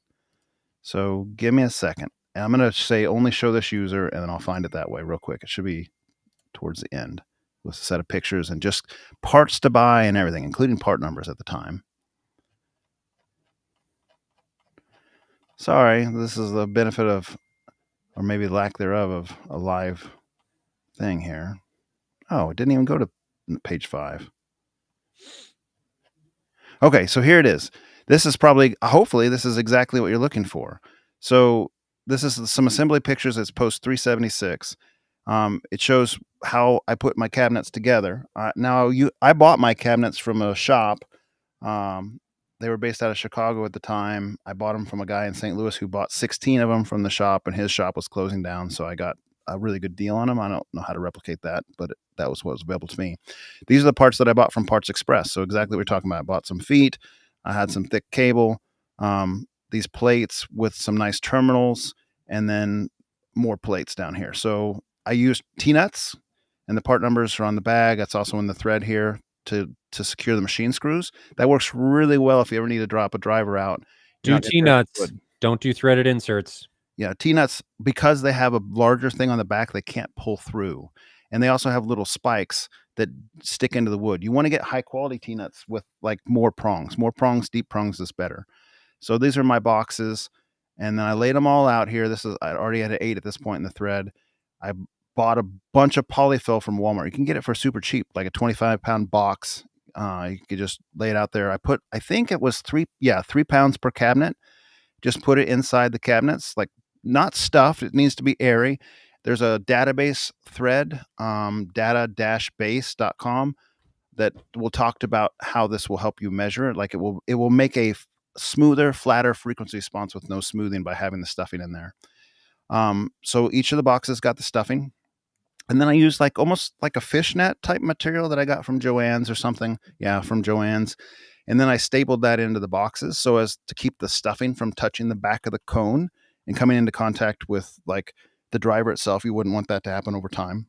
So that just prevents that from happening. So you can see in the drivers now, sorry about the photo bucket things. This is old, but just the netting keeps the polyfill away from the driver. And then how to wire it up. I showed how to do that. They're dual voice coil drivers. So I used actually just some standard electrical wire, made a little loop here, and then my big thick speaker wire went there, and then connected it to the terminals. So that is there's part numbers in here even from Parts Express, and I think those are still being sold even today. So that should get you started. As far as an amplifier you were asking about, I really like for the Ultimax the Behringer NX 6000D amps. They're a really good match. They can put out without any issue about 1650 watts, 1700 watts per channel, and you won't ever bottom out the driver. Like, you're not going to risk the driver. You could put a tiny bit more power to the driver without having any risk, but not very much. So it's just a good overall match. And then you can run them because they're very efficient. Like, they're a very efficient driver with a very nice DSP on them. They have a very nice limiter on them. You can just run a bunch of them off a 20 amp circuit. You could probably put I'm running 4 of them off a single 20 amp circuit, and it works great. Now I've got older circuits in my house that pass much more than 20 amps for, a minuscule peak from time to time, but that works really well. And a lot of people use NX amps with great effect. A guy named Not NYT on the forums, who's an engineer, has an amp measuring service that he's done quite a few different amps, or used to. I don't know if he's still doing it.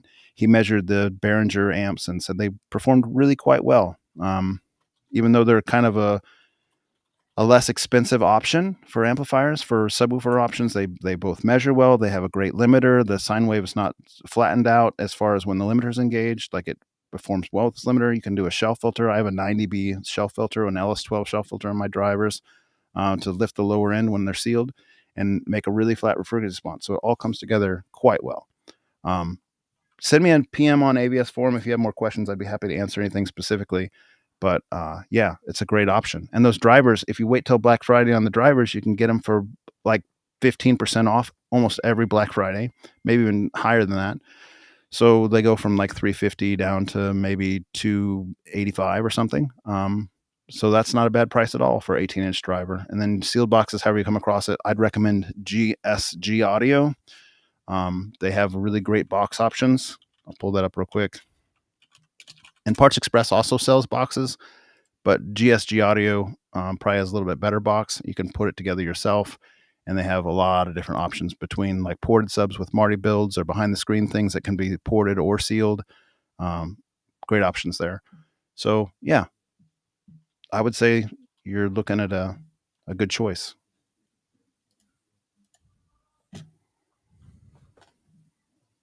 Good answer. Good question.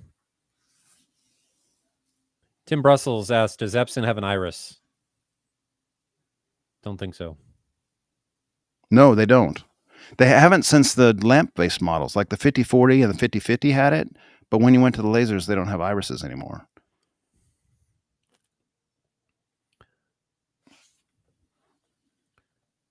Rajiv L.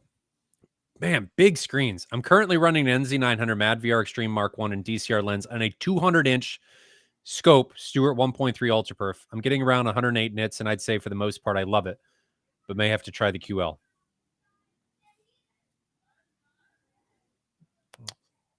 It's pretty good. It's probably a pretty good image. 200-inch scope screen. That's a big one. But he's got a high gain screen, a 1.3 already. Yeah. Are you running that thing at 100% laser to get that 108 nits? I would imagine. That's a big screen. Yeah. It's probably a pretty good image though. So the QL 3000 would only be twice as bright. I think if you want to move the needle and really compare, because you're 7,000. You're probably looking at the 7,000. Because that's 10,000 lumens, and they actually rate those things low. I was reading a review that was saying it's closer to 12,000 lumens. And the QL 3000 was closer to 7,000 lumens in the review I was reading. So yeah, I mean, to really like to make that the swing we're talking about, like to really characterize the strengths. I mean, we did that QL 3000 versus NZ900, and literally at 30% laser, like the lowest the QL 7000 could do, it was still brighter than the NZ900 at full laser.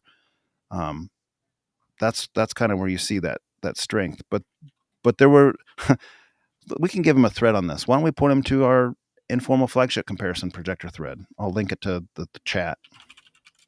We saw this thing together with the Bravia 9. There was 12 people or something that were there, and there was a bevy of opinions. Like, we didn't all agree. It was probably a 50-50 split between the QL7000 and the JVC NZ900 on a 200-inch screen that we were using, a 200-inch 2.0 screen. I'll get that shared in chat. Terminator Juice says, I think some people get way too carried away with these elevated channel counts, considering most mixes rarely go above 714. I generally agree. I generally agree. Do you generally agree or disagree? I generally agree. Yeah. Depends on room size. But yeah. I agree, Terminator. So in the thread there, I don't know if you'll be able to click it or look at it, but at the top of the chat there is the link for that comparison where we did the QL7000 versus the Bravia 9 and the NZ900 informally. Just kind of let them do what they did and watched a bunch of content with about 12 guys and everybody weighed in. It was a nice day. That was a great experience. Ezra Branderhorst, you have both Chernov and Storm. If you can share, do you have a preference between Storm or Chernov? No comment. We're not going to talk about that here. I think they both do great things. And that room, me doing that switching architecture was not for me to have one opinion over another. I think they both do amazing things. They have their own strengths and weaknesses. And which one I would recommend depends on a use case, the outcomes that are being needed, the room, and a bunch of other stuff. So, can you speak to the specific strengths of the processors, or do you just want to leave it alone?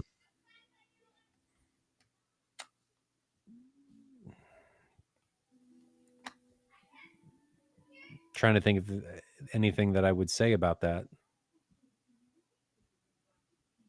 I think in any room, they would both do an amazing job. Which one is better depends highly on what specific things you need from the processor in order to make the experience in the room as good as it can be. So that strength and weakness would be very room dependent. And there's not, they both have strengths and weaknesses, but what they are depends on the room they're in. I'll say it that way. So no.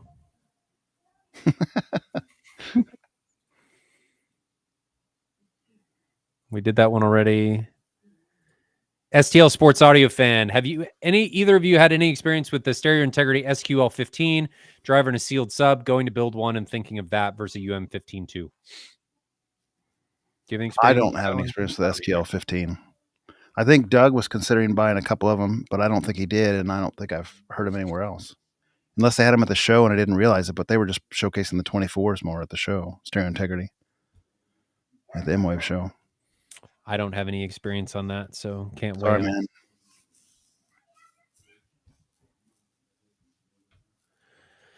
Ezra, how did you find a company to sound calibrate your room, specifically room treatment? I used YouTube Anthony Grimani for direction for room treatment, but I don't know if I need to use more.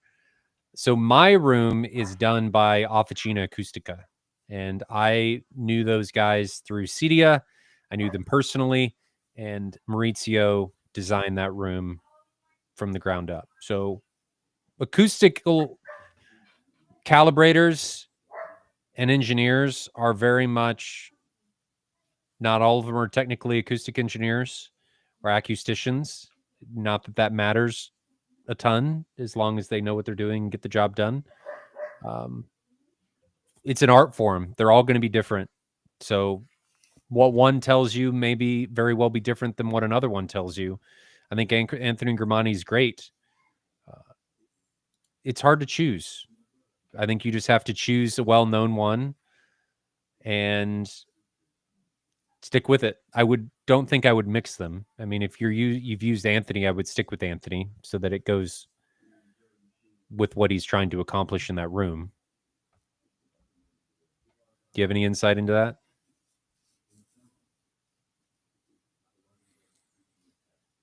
No, I mean, I've never used a company to calibrate my room. I just did it myself. And when he says calibrate, I think he means design. I mean, Niall's great. Acoustic Frontiers. Anthony Gramani's great. Matt Pose, I don't have a lot of experience. I don't think I've ever been in one of Matt's rooms. Officina Acustica is great. I know I'm missing some other ones, but there's not a ton out there. I would stick with Gramani, Ezra. Daniel P. Wanted your opinion if upgrading from dual PSA EV1813Ms to either JTR RS1s or 2400 ULFs would be worthwhile. Also considering PSA S21s, but worried about an X-Max being a limiting factor. 1813Ms. I haven't kept up with the PSA subs. Let me look that up and see what those are. PSA 8 EV 1813M.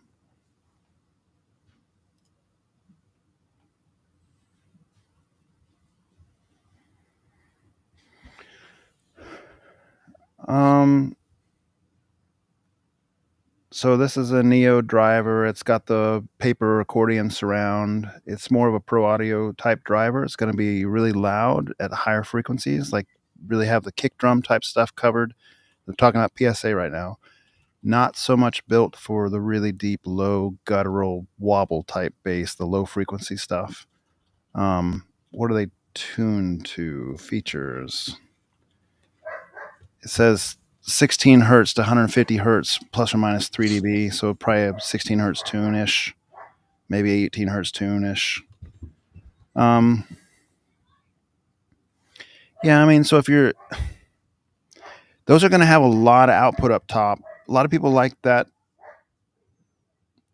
We've talked about this before. I don't even know if I want to go into the full depth of it because it's a long conversation.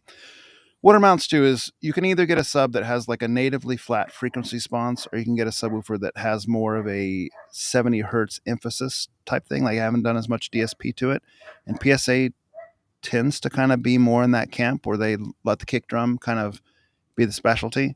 Whereas something like the JTR 2400 ULF is going to have like a very flat frequency response.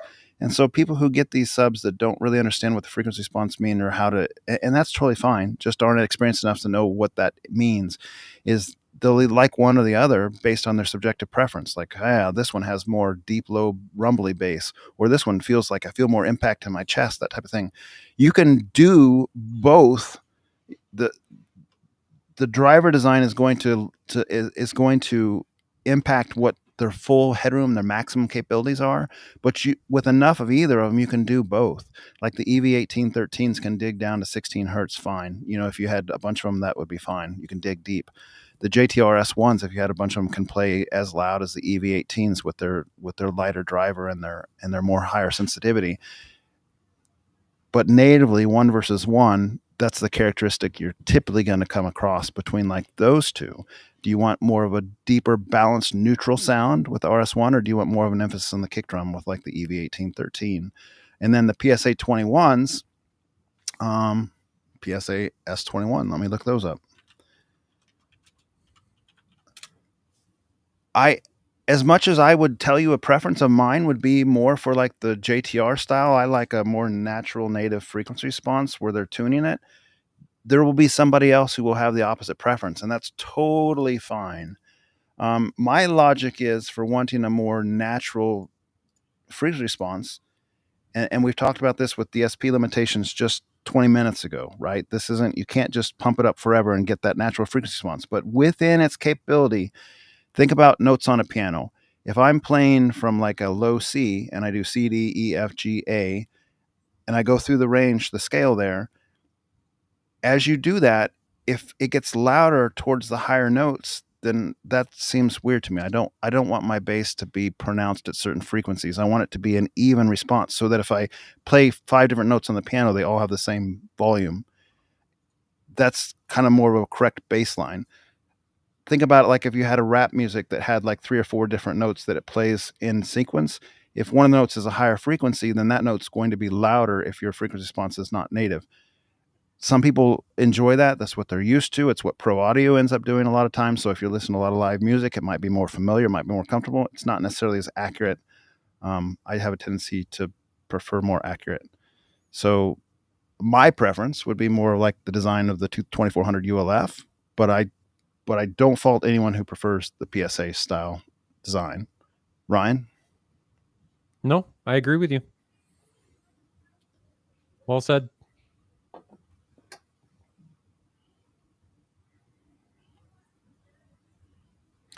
We got another super chat in there. It was from a gentleman, Bobby Digital, asking about if we would ever see a modified lens for the Epson. First party, if there was going to be one, would there be one by now? You kind of almost wonder there would have to be, right? Because they've had how long to create one? I mean, they're using the same lenses that they've had out for 10 years. Like, are you talking about? Oh, yeah, I guess you're right, but we didn't see those projectors in heavy use residentially until now. Correct. I don't know. But this is ignorance on my part, and I fully admit it. I thought the high contrast lens literally was like basically a film tint that was on there. And you said it was more with the dynamic iris. Well, these things don't even have dynamic irises. So out of the gate, is it not even an option? I mean, the Epson QL3000, QL7000 does not have a dynamic iris. So it would have to be on the lens if you were going to do it. Yeah. Which there are things you can do besides just overall dimming, because if you use something like an ND2 filter, it's just going to cut light output by 50% and improve contrast by 50%. It's just a linear decrease. But what you could do is if the projector in like a vivid or a dynamic mode had a color leaning, like say it leaned green or it leaned red or whatever, you could get a film that had a tint that would kind of change that color and take advantage of it. So you could leave the light source in its brightest mode. If you had a deficiency in another color. Yes. You could leave it in the color that leans green and then correct it with the film, the tint film, if you color match the tint film to make that accurate. And I think that's what was the guy in Germany, his name started with an E, that was doing that kind of stuff with colored filters. I don't remember. His were not literally stuck on the lens. He had like a little machined ring that fit over the top of the outside of the lens, but it was the same concept. He had colored glass effectively. Well, you can buy that tint material in a film, so you could potentially basically tint your own lens. It's a skill level I do not have the knowledge to pursue, but it'd be a possibility. Right. Could be. I don't have the skill to do that. Could learn it. Don't have the skill to do that right now. I'd rather not learn that on my own breaking lenses. It sure seems like Epson could do something like that, though, because they have all the samples that they could do to get the tint they needed the right way. They have the knowledge in-house. They could offer it. Hey, here's a QL7000 and here's a high contrast lens, and now we jump from 3500 to 7000 to 1. And you lose 40% lumens or something, or whatever it is, And like you said, that'd be a good trade. Yeah, I agree. So you're saying the manufacturer's doing it? I'm saying the manufacturer could do it. They're not doing it. He's asking, is there any chance we'll see it, assumingly from the manufacturer? I think a big reason the manufacturers don't do it is because you're increasing heat, right? So you're increasing, depending on what limitations are, failure vectors. And is that potential failure worth it to their bottom line? I don't know. That's just a thought, because I know that's an issue that comes up with a lot of these lens modifications and irises, is that, especially on the Christie's with their lens modifications, is you're potentially increasing heat saturation, and that heat saturation can cause things to melt, and then you ruin a lens. So maybe that's why they don't do it. I don't have a good reason. That's just a guess, because that is something that they do worry about. Whether that's the tried or true answer, I don't know. Speaking of something along those lines, Paul Travasino says, can you guys explain the difference between contrast specs, dynamic, native? Dynamic is typically done with things like laser dimming, or like a it's changing on the fly. It's dynamically changing. Your native contrast is your difference at a given brightness of, I'm probably not speaking to this the most technical way, but your difference between a full white scene and a full black scene. And then your ANSI contrast, there's other names for these. Well, the native contrast is like 1 pixel lit per, effectively, like with 1 pixel lit, what's the contrast ratio? ANSI is 50%, 50%. Yeah. So ANSI typically is measured with a checkerboard. And then you would measure all of the different checkers and all of your blacks and all of your whites, then average all of those together. And then that would give you your ANSI contrast level.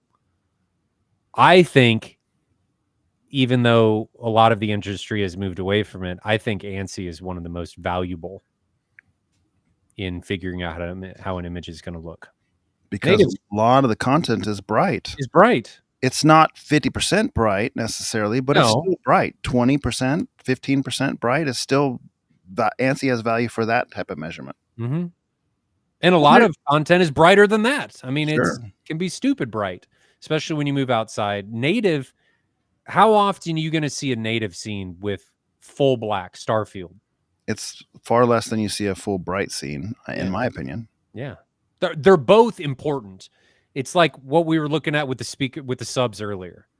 We were talking about your SPL measurements at a given frequency and compression. You've got to look at everything together. Looking at one of these things on its own does nothing. You could have fantastic native contrast and horrific ANSI. You could have amazing ANSI and horrific native. It just depends on what you're trying to accomplish. The best projectors, in our opinion, at least in my opinion, are ones that can do both, that are good enough at both of them that it leads to a well-rounded image. It's like in baseball, you've got a designated hitter, or in some of the leagues, pitchers don't hit, right? They do one thing and they do one thing really well. But the players that can do everything are a lot of times a lot more valuable.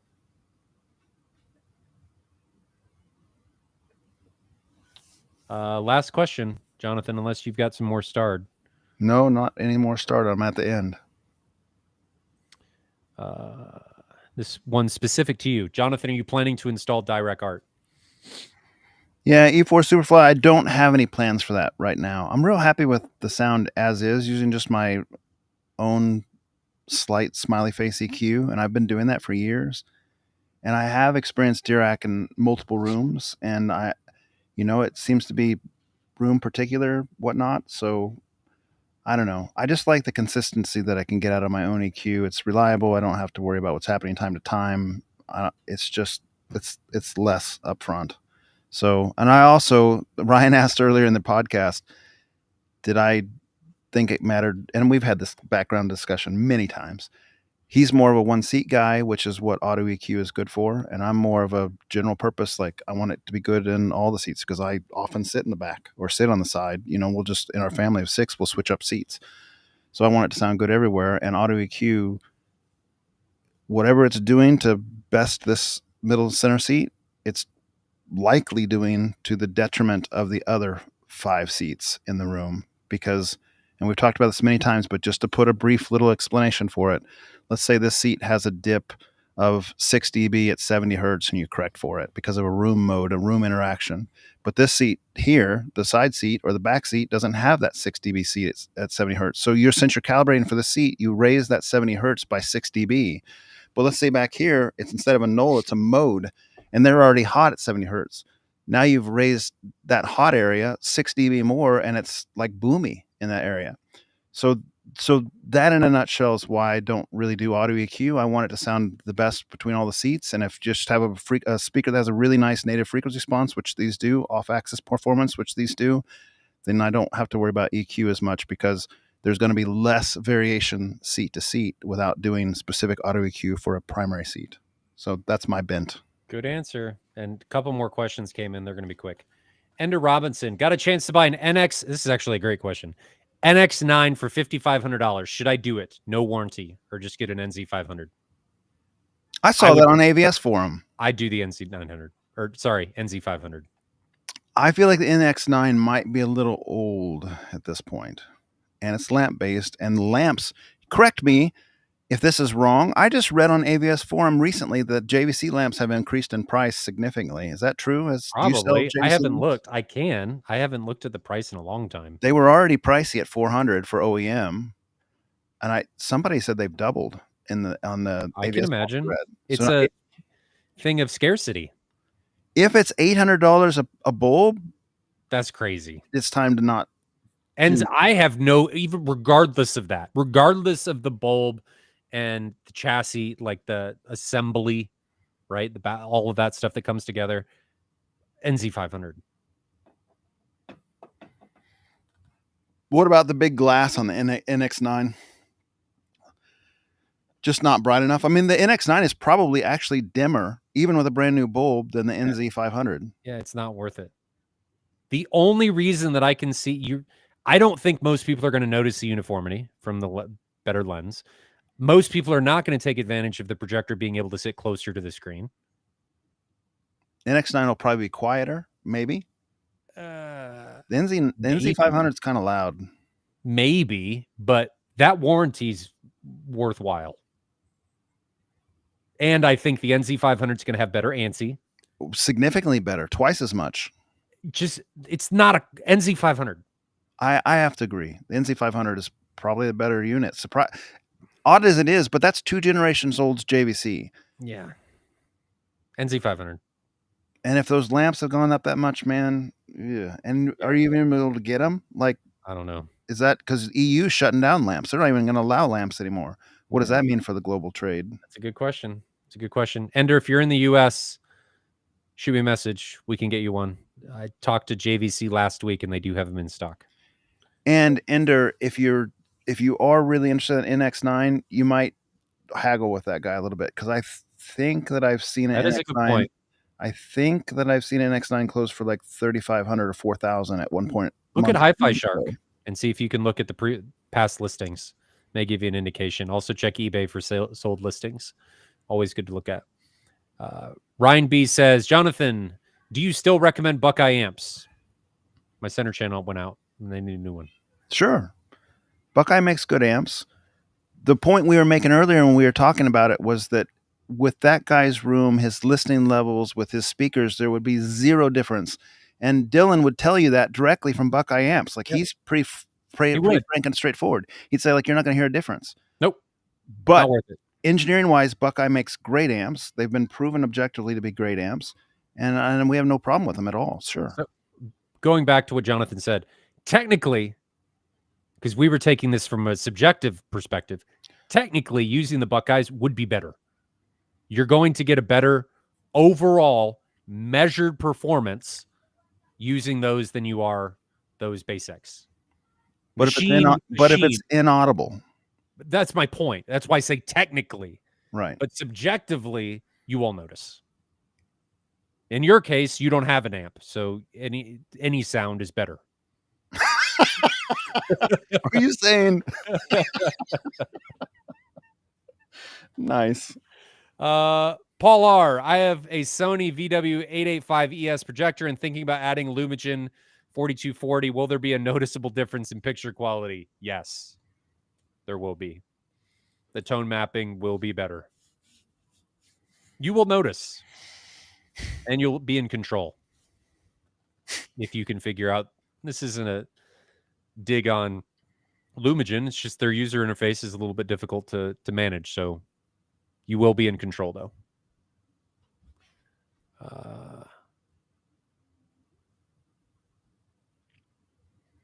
That's all I got.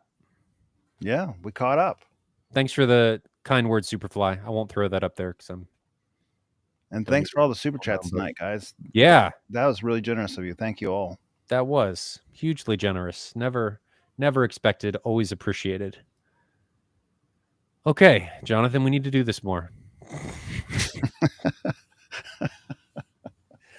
So you're busy this weekend. I'm busy this weekend. So we'll go back to more of our regular scheduled programming of who knows when we're going to stream next weekend. Yeah. Because I'm going to check my calendar. Am I good next weekend? You want to go for Friday night or you? Yes, but I will tell you this. I'm on call next week, and that can be dicey. It's fine. I'll join, but I might have to if I get a call or something. Like chances are low, but if I get a call, I'd have to just drop. Okay. I mean, Thursdays are honestly better for me if you want to do Thursday. But Thursday can work for me, I think. Okay. Well, let's plan on Thursday because I like Thursday. That was nice. All right. So as of right now, we're planning on Thursday next week. That could change. We may not show up. Who knows what's going to happen? We're going to find out next Thursday. 5 minutes late, 5 minutes early, you'll just never know. It'll almost always be Ryan's fault, though. Almost always be my fault. And I'm happy to take the blame. Anything else in closing? Not for me. Okay. We have a movie we need to watch. Anything you can think of? Anything No, we're going through the Avatar things right now, and I'm still wanting to finish up this Arcane movie that I really like and recommend. It's fantastic. Okay. Let's do Arcane because I need to watch that. Have you not seen it at all? I have not seen it at all. Let's do Arcane. Treat. Let's do Arcane because I have not seen it at all, and I bought it. So I need to get through the House of Dragons series, and then I will start on Arcane. So hopefully I'll be able to get through all of that by next week. Chat. Stuff to watch. Join us in this one. It's so good. You're really going to like it. It's either going to be really good or we're all going to join on the hate bandwagon for Jonathan and making us waste our time. It's probably just as good as War of the Worlds with Ice Cube or... Oh, my goodness. Oh, hey, I did want to ask you this, and then we just keep going after we said we quit. But did Superman grow on you at all? And do you know how sometimes you watch a movie and it gets better or worse in your mind as you replay it? No. Never? No. Well, Superman grew on me a little bit in my mind. It's because you didn't go back and rewatch it.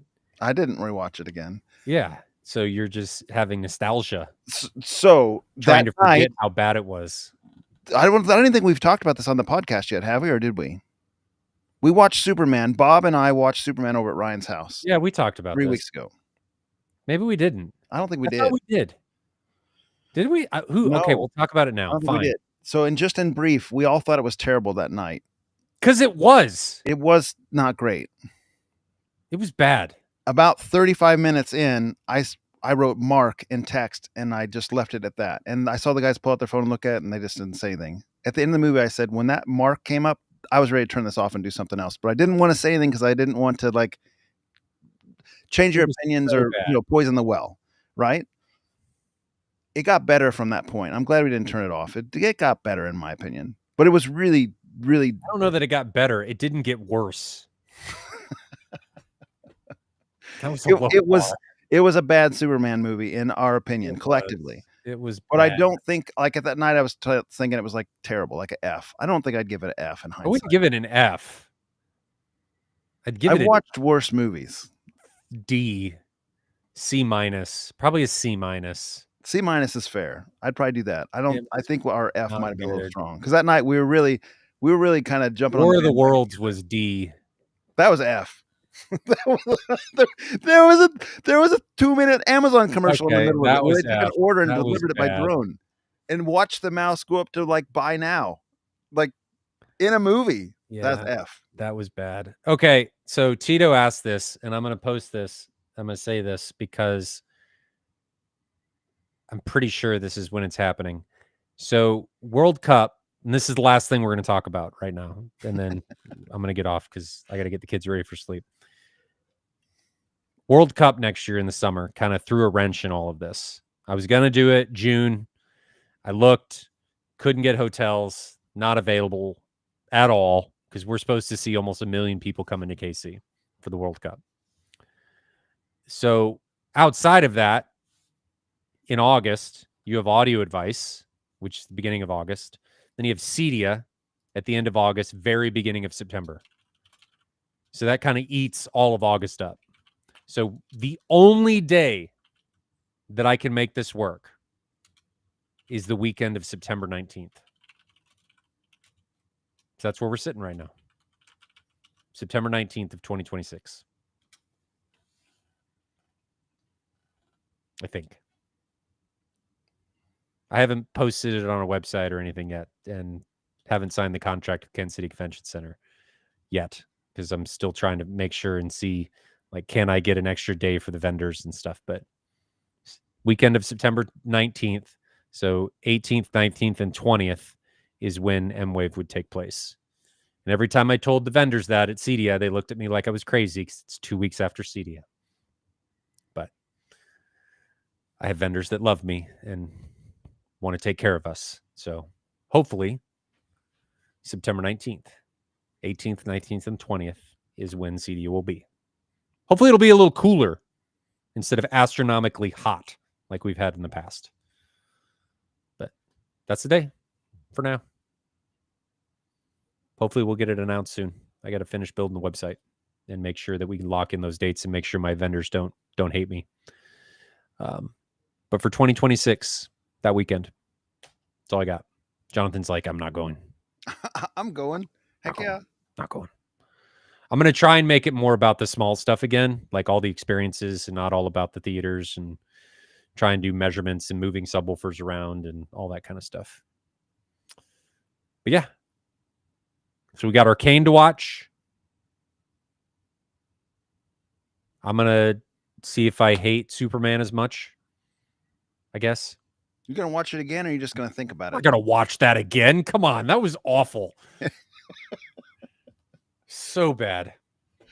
Okay. Next Thursday, the 9th of October, we will go from there. That's all I got. Okay. We'll see you guys next Thursday, unless we decide to do something different. Stay safe out there. Enjoy your home theater journeys, and see you guys next week. Have a good one.